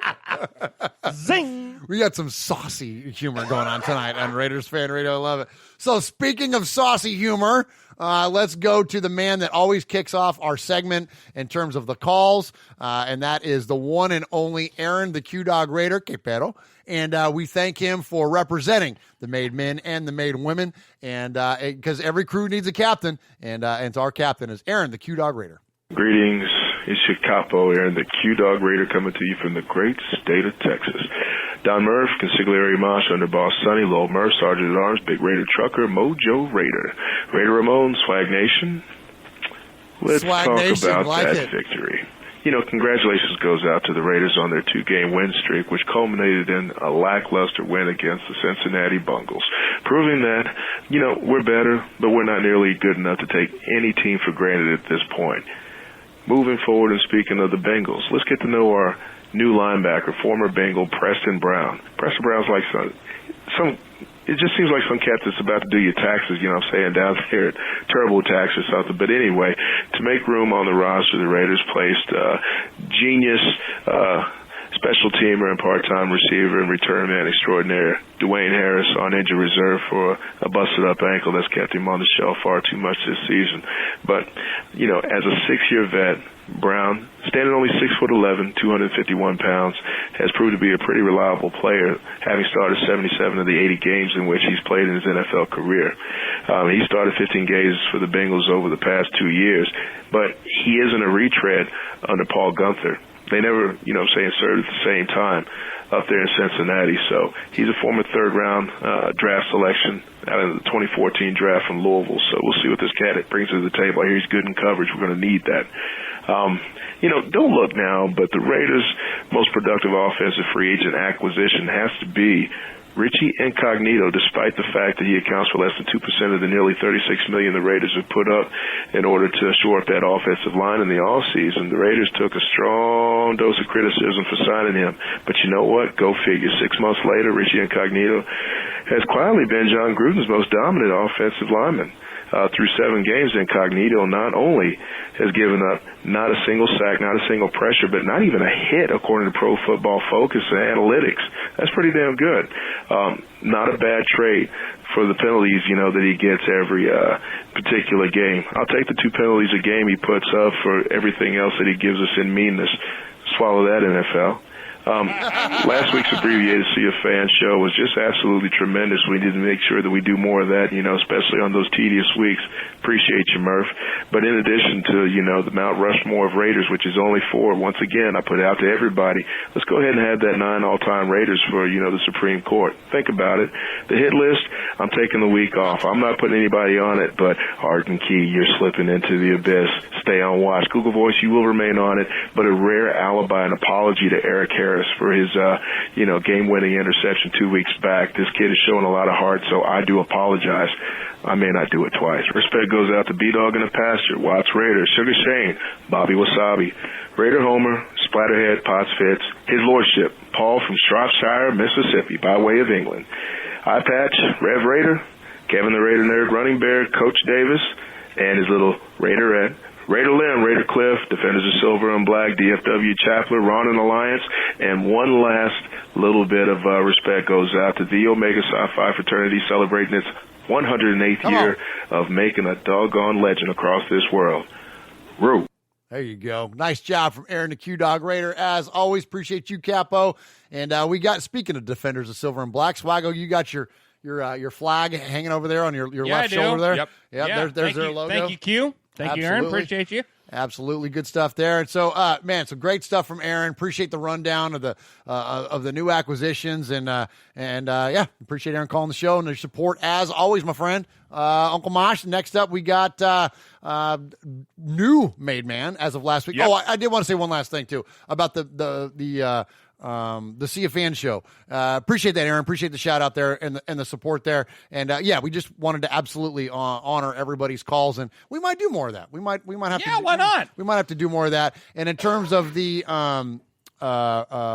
Supreme Court, so the top 9, I had the luxury of last week doing that show not live. So I got to kind of think about it for a half a second before I gave my answer, which I still but your answer was like 27 well, it was guys still long. 10 guys. Yeah, it was. But Mosh, so not to put you on the spot now, let's build yours for next week, and Got Swaggo, you too. Build yours for next week, and Okay. I would love to hear what both of your all's top 9 is. And for those of you in the chat, tell us if you want to run them off there, run off your top 9. We've talked about the Mount Rushmore often around here. Your top 4 Raiders, you got to include Al Davis. So this will be your Supreme Court. This will be your top 9. You still got to include Al Davis, so it only gives you 8 names. But appreciate that, Aaron. Good stuff there from him, as always. All right, and so next up, newly crowned made man as of last week. This is our buddy, Sugar Shane. Good day, gentlemen. That was a fun freaking win, guys. It was an ugly win, but it was a fun win towards the end. All I got to say is I totally forgot Carr still has wheels. So he went ahead and made himself a superhero during this game for us till that interception, but even still, I mean, he had a perfect track record. So just want to say, I think it's safe to say that now. Oh, by the way, this is Sugar Shane from Texas. So sorry, but I'm so hyped. I know it's the Bengals, they're a winless team, but now we're on to something that's we're captivating. The Raiders are captivating us. They're doing stuff, and they're doing certain ins and outs that I had no idea that I'd see afoot, you know. So, but I guess to my point, there's really no question to this call. But man, I'm hyped, man. I'm hyped, guys, beyond belief. But no, what I was gonna say is I think it's safe to say that Mad Maxx Crosby, come on, he's gonna be our guy for the future, and then some. So I think he's a Raider for life. A lot of players talk about being a Raider for life. That guy right there, that's a Raider for life right there. Anyways, guys, gentlemen, have a good night. Much love. And Raiders! Nice. Good stuff there from Sugar Shane. Appreciate the call. Hey, Jeff, so shout out the chat room there. Old Vanucci is making an appearance. Yeah. We got a little Vanucci going on in there. Vinny? Yeah, we got Vinny. We got Darth Vader Raider, Aaron the Q-Dog Raider, Raider Ramon, Mojo. We got everyone in here, man. It's so fun. We got everyone. Everyone's giving Vinny a lot of love. A lot of love. Hey, we appreciate that, and always appreciate the kind words there for Vinny. Man, he stepped in and he joined us on the Sea of Fans show last week. Man, he did. It was really fun. So appreciate you being in the chat, Vinny. All right, so next up, we're going to hear from a guy we hadn't heard from in a couple of weeks. We call him the Historian, Dead Sea Scrolls Steve. He's got all kinds of nicknames around here, and he is Houston Raider Steve. Hey, Mosh and Swag Jeff. Hey, this is Houston Raider Steve, man. I tell you what, that was a great game over here at the old Ring Central Stadium. Maxx Crosby, 4 sacks. Josh Jacobs running like a beast. He's on a mission. The offensive line, as you know, the games are won and lost on the front lines. They're blowing people out. They had wide holes for them, the running lanes and everything. Waller catching those passes. Renfro being the go-to guy. He's just a great receiver, man. He gets open. Man, and then, but think concerned me. Somebody was telling me, he said the same thing I did. The offensive play calling was conservative. They were playing not to lose. Carr didn't go deep. And I'm like, man, we're playing it too close to the vest. That was a little too close for comfort. Raiders won, big game, and just want to say one thing. Just win, baby. We're back. We're one game up, and as much as I hate to say it, I'm going to be cheering for the Chargers for 3 hours against the Chiefs. Watching Steve. The Raiders are back, and tailgates were off the chain. Saw Captain Jack, 707, Knights of the Shield. Man, Black Hole Tailgate, everybody was dancing, having a great time, man. We're thinking about y'all. And the Raiders are back, and go, baby.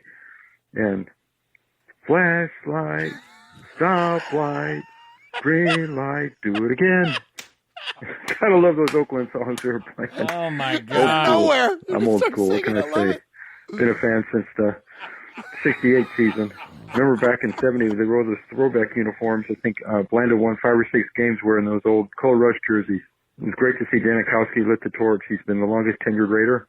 The Raiders are back. It's great to see Jano one more time. Just win, baby. Let's go out and win in New York. No trap game there. Yeah. Have fun, everybody, up in New York. God bless. Bye.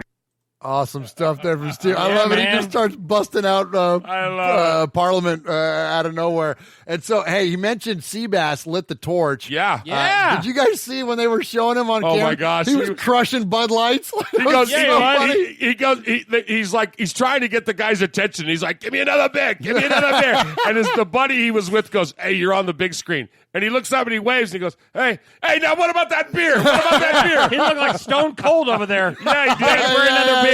Yeah. Oh my gosh. Hey, so Pirate 1975 is in the chat, and we were talking about the Mount Rushmore and the Supreme Court of Raiders. Yeah. He wants to know the bottom four. Who are the four anti-Raiders?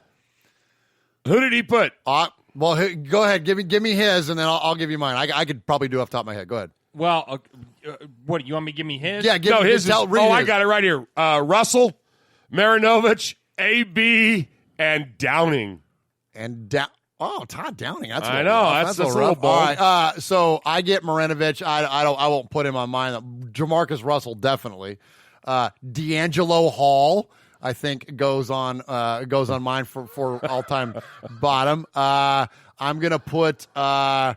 Well, maybe I will put Todd Marinovich. That was a pretty high profile thing. Okay, I'll put Todd Marinovich on there, and then I'm gonna go with. Oh gosh, I think might have to go Kerry Collins. Kerry Collins was awful. Did you have Warren Sapp on that list? No, but so that's another one. There's one, yeah. Moss. Randy Moss. Good. See, here we go. See, this is why it's tough because someone gets left off. I'll tell you one thing, and it's just kind of funny about Kerry Collins. So Cousin Sonny, for those of you that are familiar with the show, you know who Cousin Sonny is. When Kerry Collins was our quarterback, he used to say, just because you're named after a girl doesn't mean you have to throw like one. Well, Murf, Mosh.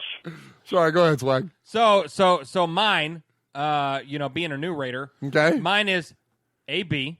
Yeah. AB, and AB. Oh, you know what? I thought you were going to go Carson Palmer. Oh, you hate Carson Palmer. Yeah, but nobody cost him as much money as AB. Oh, that's true. Yeah, that was on a personal level. Yeah, that's true. That's true. Hey, I love Murph, Wind, and Fire. Oh, that's pretty good. That's pretty good. Yeah. Oh, that's really good. Oh, Murph, Wind, and Fire. Andrew Walter is up there. Yeah, I definitely would. Yeah, he's Jamarcus. Jamarcus is the leader, right? Yeah. Jabustus Fatback, as we used to call him around here. Yeah.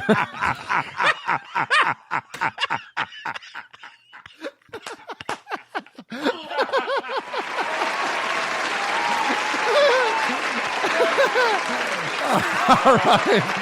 Let's go here from our buddy Mojo. Those are funny. Here's Mojo. All right. Murph, Mosh, Swaggy J, all the made man, woman, Mojo, San Diego, calling old school. I actually used my phone to call you guys this week because I'm just so damn fired up, man. Listen to my voice. I screamed Raiders at the top of my lungs yesterday about 30 times, and it was mainly because of the Condor, Maxx Crosby.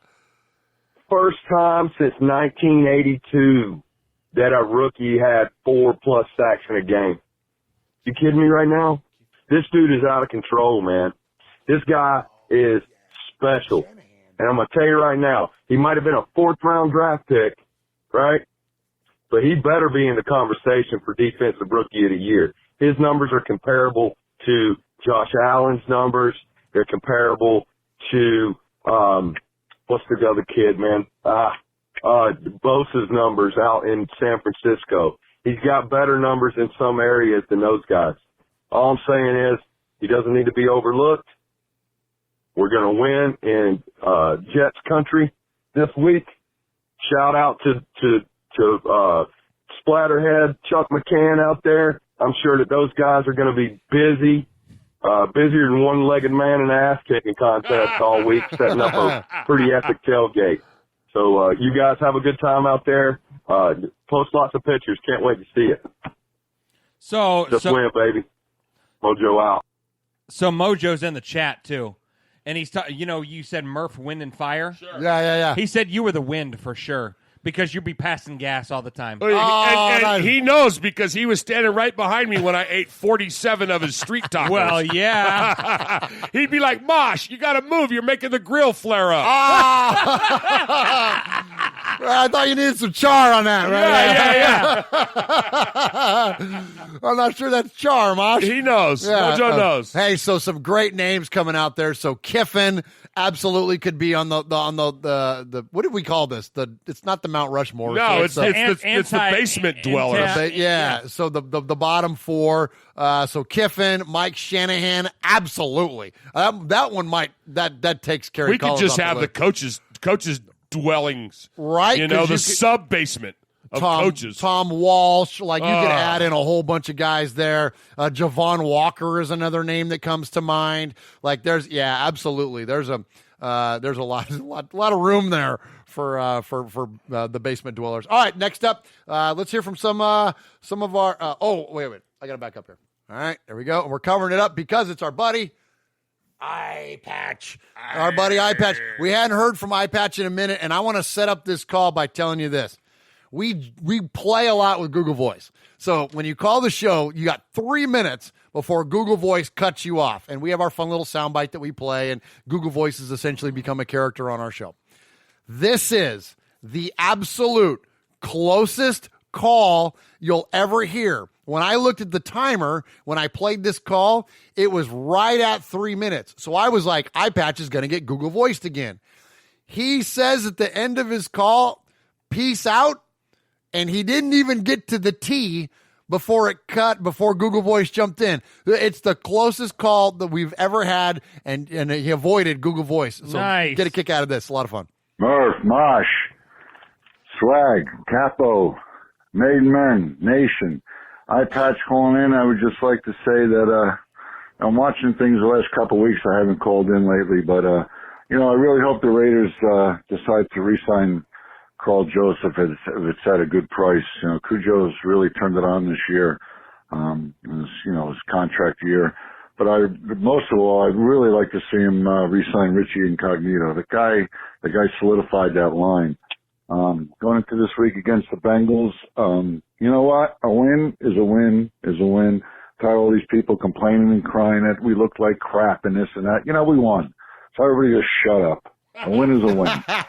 And as far as that game goes, let's look at these guys. Farrell batted a pass right away. Made a couple stops, tackles behind the line of scrimmage. Jacobs, another 100-yard rushing game. Abrams, who knows what he could have done this year if he was healthy. Mullen got his first interception. Crosby, what can you say about Mad Max? 4 sacks, just incredible.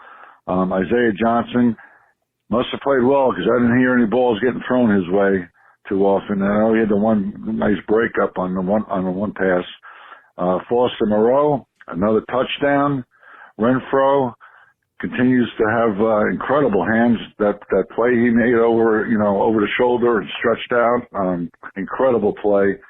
And Alex Ingold, just blasted right through that. When it was like 4th and 1, I think he just blasted right through. There was no stopping him.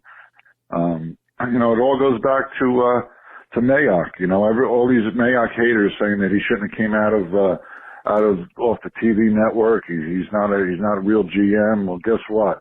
They could all eat their words, each and every one of them, because the draft that guy put together and the players that I just named, they're all playing, they're all contributing. This is a cornerstone to what could be a franchise-changing draft.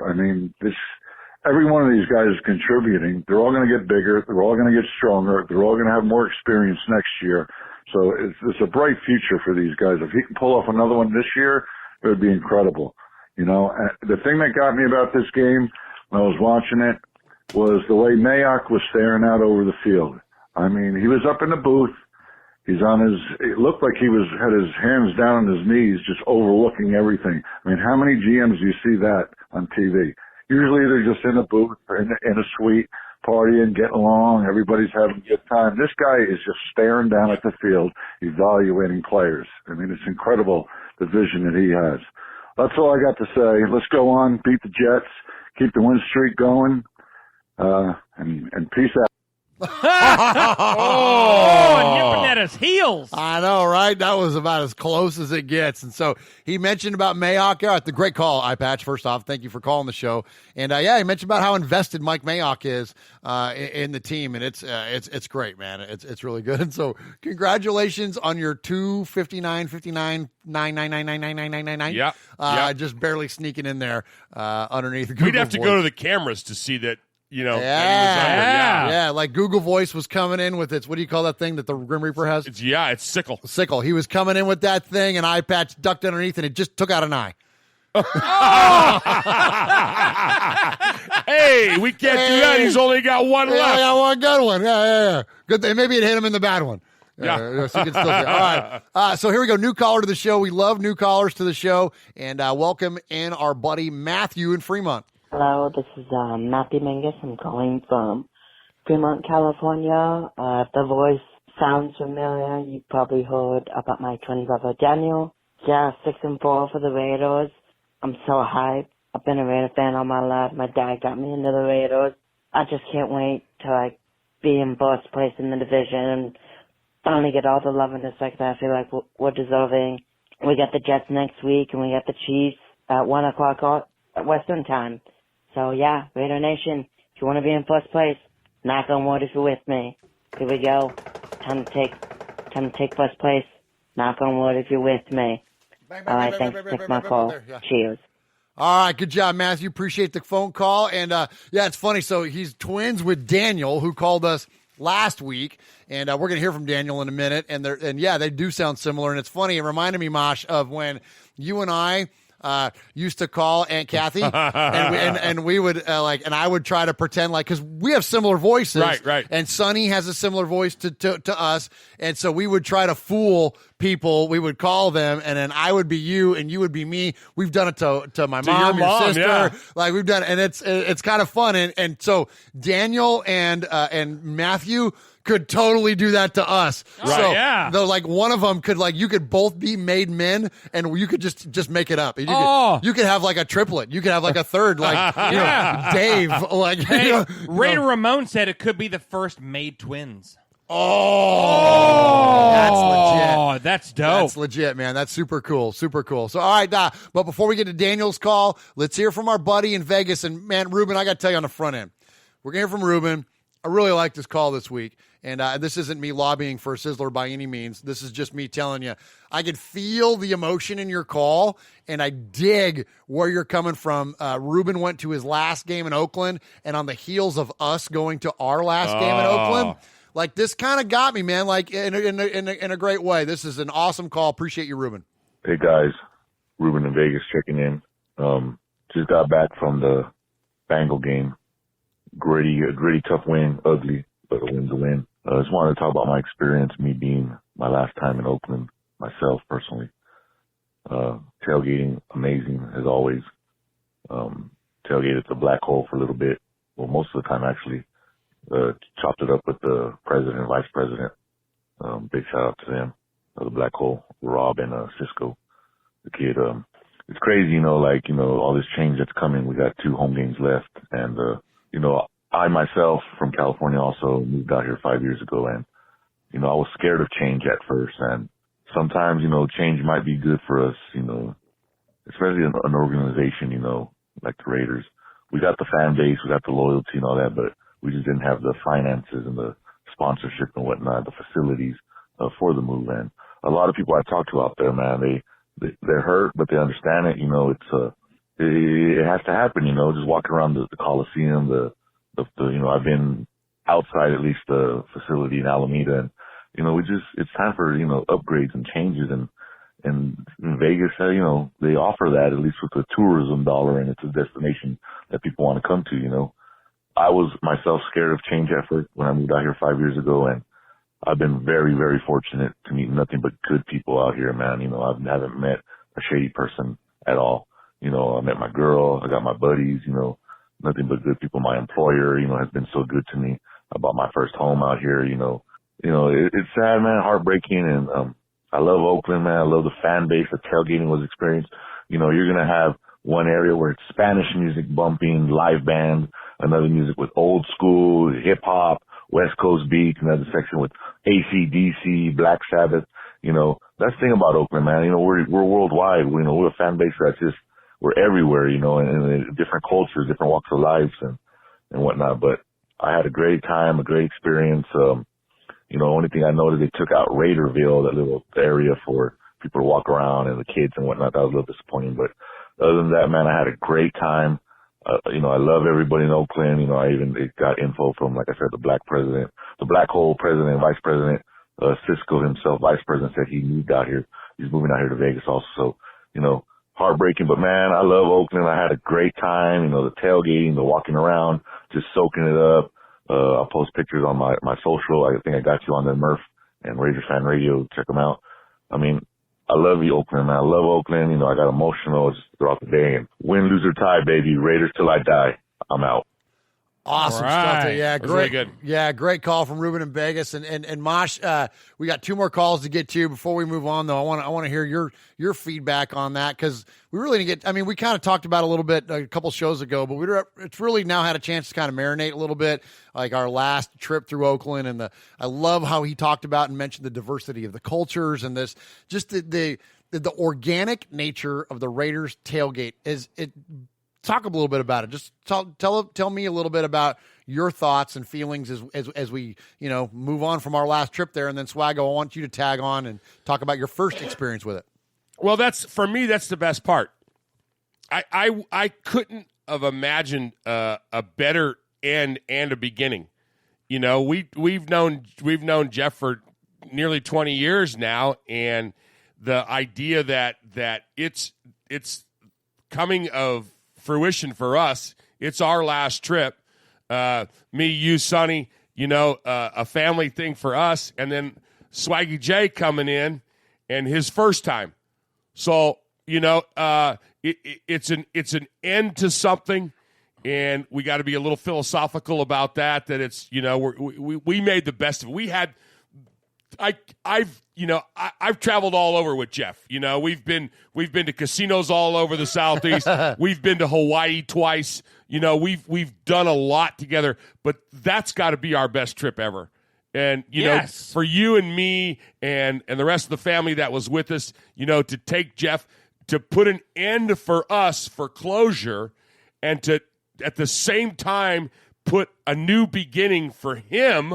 Yes. You know, and somebody even put on the chat earlier, I can't wait 10 years from now, Vinny will be doing this. You know, I think Mojo hit that up. You know, so it was really awesome. You know, it was so, for me, it wasn't as emotional as it was exciting. You know, because I don't get all. I'm a theater person. You know, when I put a show to bed, when it's done, that's the beauty of live theater. We move on to the next one. So for me, I had to look at it that way. Yeah, I was a little pensive at times. You know, you and me and Sonny and everybody walking in and everything. But that was the last time we're going to do that. That was really cool. That was really cool. If there was an emotional moment for me, it was that. It was us collectively walking into the Coliseum together. That was still cool. But to know that the next time we do it, it's going to be in our new home. So the next time that you and me and Swaggy J and cousin Ryan and Sonny and we all go out there and Swaggy J's with us, it's going to be his first time and our first time. You know, so it's cool. It's that moving on to the next one. Yeah, we put this one to bed. He got to do it, and now we move on to the next one. Nice. Yep. Good call. Yeah. So being my first time in Oakland, I got to experience the tailgate for the first time, and you know, and during this whole process and learning that we're moving to Vegas and all that stuff, you know, people were mad. I mean, you know, I talked to a person today that said, you know what, they're leaving Oakland. You know, they're selling out. They're moving to Vegas. I'm not a fan anymore. Well, you know what? You were never a fan to begin with then. Exactly. You know what? Come on. Because, you know, win, lose, or tie, Raiders till I die, you know, from womb to tomb. Loyal to the soil. Loyal to the soil. You know, there's a million. Yeah, you're a Raider fan. It's who you are, and it's who I've become. And, you know, but one thing that I didn't understand was, you know, some people, you know, the people that were mad that we're moving to Vegas. You know, why are they mad? You know, I didn't really understand that. But after going to the Oakland tailgate, I kind of understood. Kind of see it now, yeah. Why just a little bit? Because I mean, you can't replicate that anywhere you go. But yeah, my first and last experience in Oakland was unlike anything I've ever seen, and I can't wait to have a first experience with all you guys. It's gonna be awesome. You know, it's we talked about it earlier. Are we trying to create the Raiders of the old with our team? You know, are we trying? No. But we're trying to instill a little bit of that mindset into the new team. So why can't it be that with the change of location?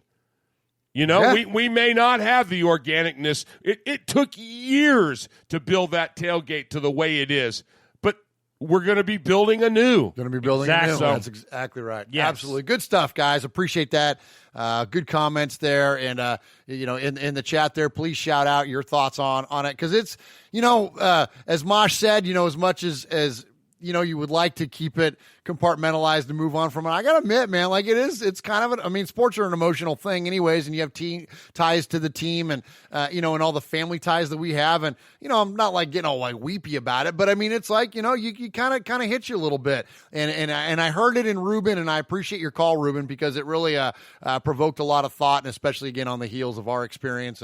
And you know, and I look forward to, you know, like this new era, you know, for our family too, like not only the collective of us that are already invested in this, but like now my kid's coming up, and like, you know, you guys mentioned Vinny earlier, you know, Vinny's 13, his older brother is 16, like their first Raider game will be, or their first home Raider game will be in Vegas. Like, you know what I mean? They have been to the Coliseum. They've been to the Coliseum. Took them to an A's game. Took them to an A's game. Yeah. But their first, and so that will be like their new, it'll be like new. And Sonny and I have talked about this, that his kids, their first Raider games will be in Vegas. So anyways, it's cool. It's exciting. It's fun. It's going to be a lot different. You know, and as much as we may long for the things that are great about it now, we're just going to have a new great. We're going to have a new normal, as they say, in terms of the Raiders. So anyways, all right, good stuff there. Let's move on. We got 2 more calls to get to. Let's hear from our buddy Daniel with call number 2. Raider Nation, this is Daniel Mingus once again calling from Fremont, California.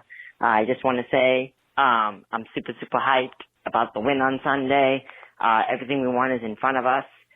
It stinks that the Chargers couldn't give us a little help, but that's okay. You know, in the end, we control our own destiny. If this team is really, really serious about the playoffs, they're going to go and take care of business. We got one big game against Kansas City in Kansas City. That's to determine the division. Winner of that game wins the division. The loser probably will be on the outside looking in.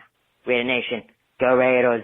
All right. Good job, Daniel. Number 2 there for Daniel Swaggo. One more, and he's a made man. Yeah, he is. Swaggy, you got your first taste of California sourdough when we were out there. And I know how you are. You love the bread. What's Running Bear's take on it? Yeah, Running Bear's take on it is, you know, Raiders are just like a good sourdough. You always keep a cut of the original dough in every new one. No matter where the game is played, there is always just a little bit of Oakland with this team. Nice. I love it. I love it. Nice. Because what happens in Vegas started in Oakland, right? Amen. Thank you, Emiliano, Big Raider Trucker Sergeant at Arms around here. All right, one more, and then we're going to get out of here. And before we get out of here, Uncle Mosh is going to award his Sizzler, which is he awards to the best phone call or email throughout the course of the show. But first, you know, I don't play repeat calls very often, but when they're good, they're good. So, Mojo. The Condor!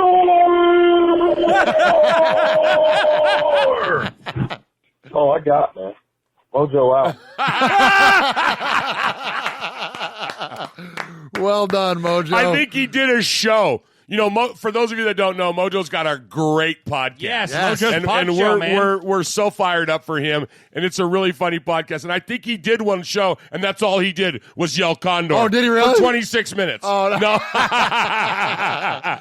Awesome stuff there. All right, Mosh, what do we got this week? I'm really fired up, man. Sugar Shane started us off. He was hyped, and he goes, well, I don't really have any questions. I just want to give a shout out to Maxx. You know, he was talking. Yeah. Maxx was the overwhelming subject by most of our callers. Steve Historian Steve, Dead Sea Scroll Steve, gave us a great game recap. He's talking about how much the Raiders are back and then busted into song. Mojo on his first call was fired up. He said he was going hoarse for screaming Max praises all game long. Eye Patch came in with 259, 59-9. And he said pretty much, everybody just shut up. He talked about the positives of this year's draft. Matthew, Daniel's twin, was fired up. His first call, and it was great. He was praising the guys and going on and on and on about it.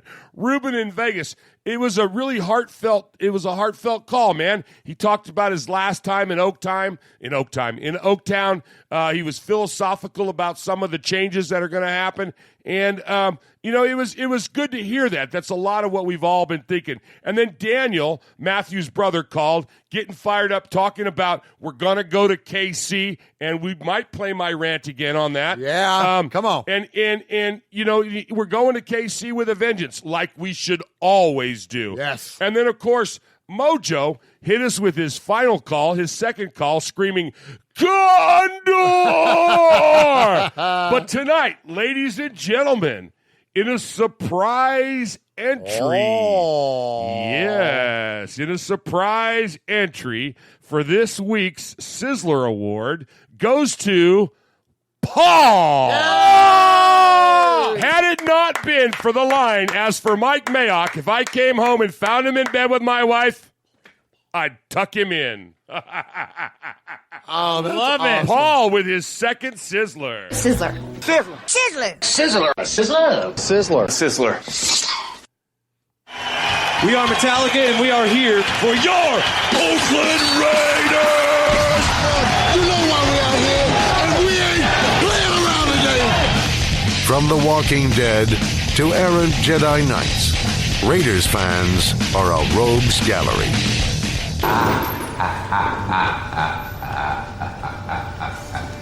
Paul. Paul. Paul. Paul. Paul. Paul. Paul. Paul. Paul. Paul. Paul. Paul. Paul.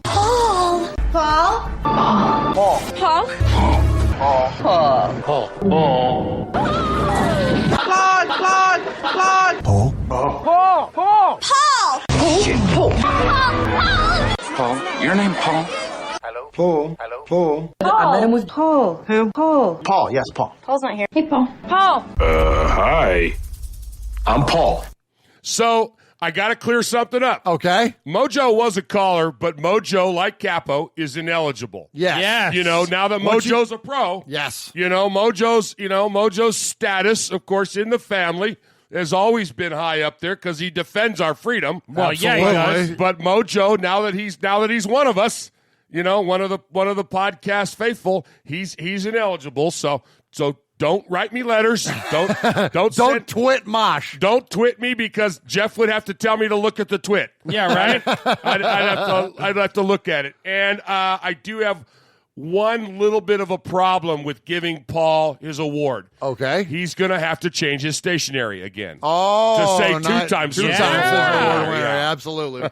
He'd be all right with that. Yeah, he will. Absolutely. Congratulations, Paul, on your second Sizzler Award. Mosh, go ahead and hit the outro there. That's all we got for you tonight on Raiders Fan Radio from Murph's Fan Cave. This has been episode number 150. Please support us by subscribing to us. Search Murph's Fan Cave, M-U-R-F-S, Fan Cave on any podcast service, and find us on YouTube at youtube.com/Murph's Fan Cave. Thank you to the chat, and so thank you, Swag Jeff. Thank you, Uncle Mosh. Swaggo, shout them out and then toss it to Uncle Mosh. Yeah, we got Franklin 1983, Raider Ramon, Darth Vader Raider, Swag Jeff, Aaron the Q-Dog Raider, the Big Easy, Ron the Mater Raider, Uncle Mosh, take us home, brother. All right, ladies and gentlemen, thank you for listening tonight. For Murf and my little buddy Swaggy J, you got your old Uncle Mosh, and you've been listening to Raiders Fan Radio, where we take a lighter side journey into the dark side. Remember, what happens in Vegas started in Oakland. Good night, everybody. God bless. Good night.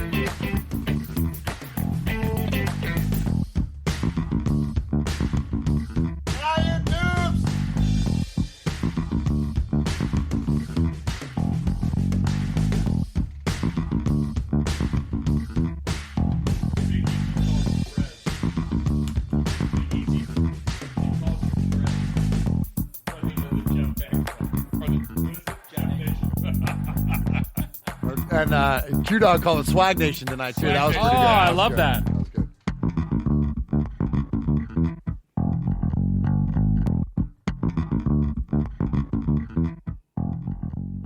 If I come home and found Mike Mayock in bed with my wife, I'd tuck him in. Oh, no.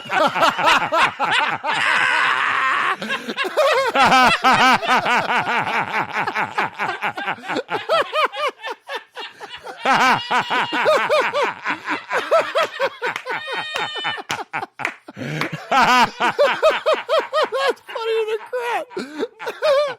Oh my god, I made my glasses.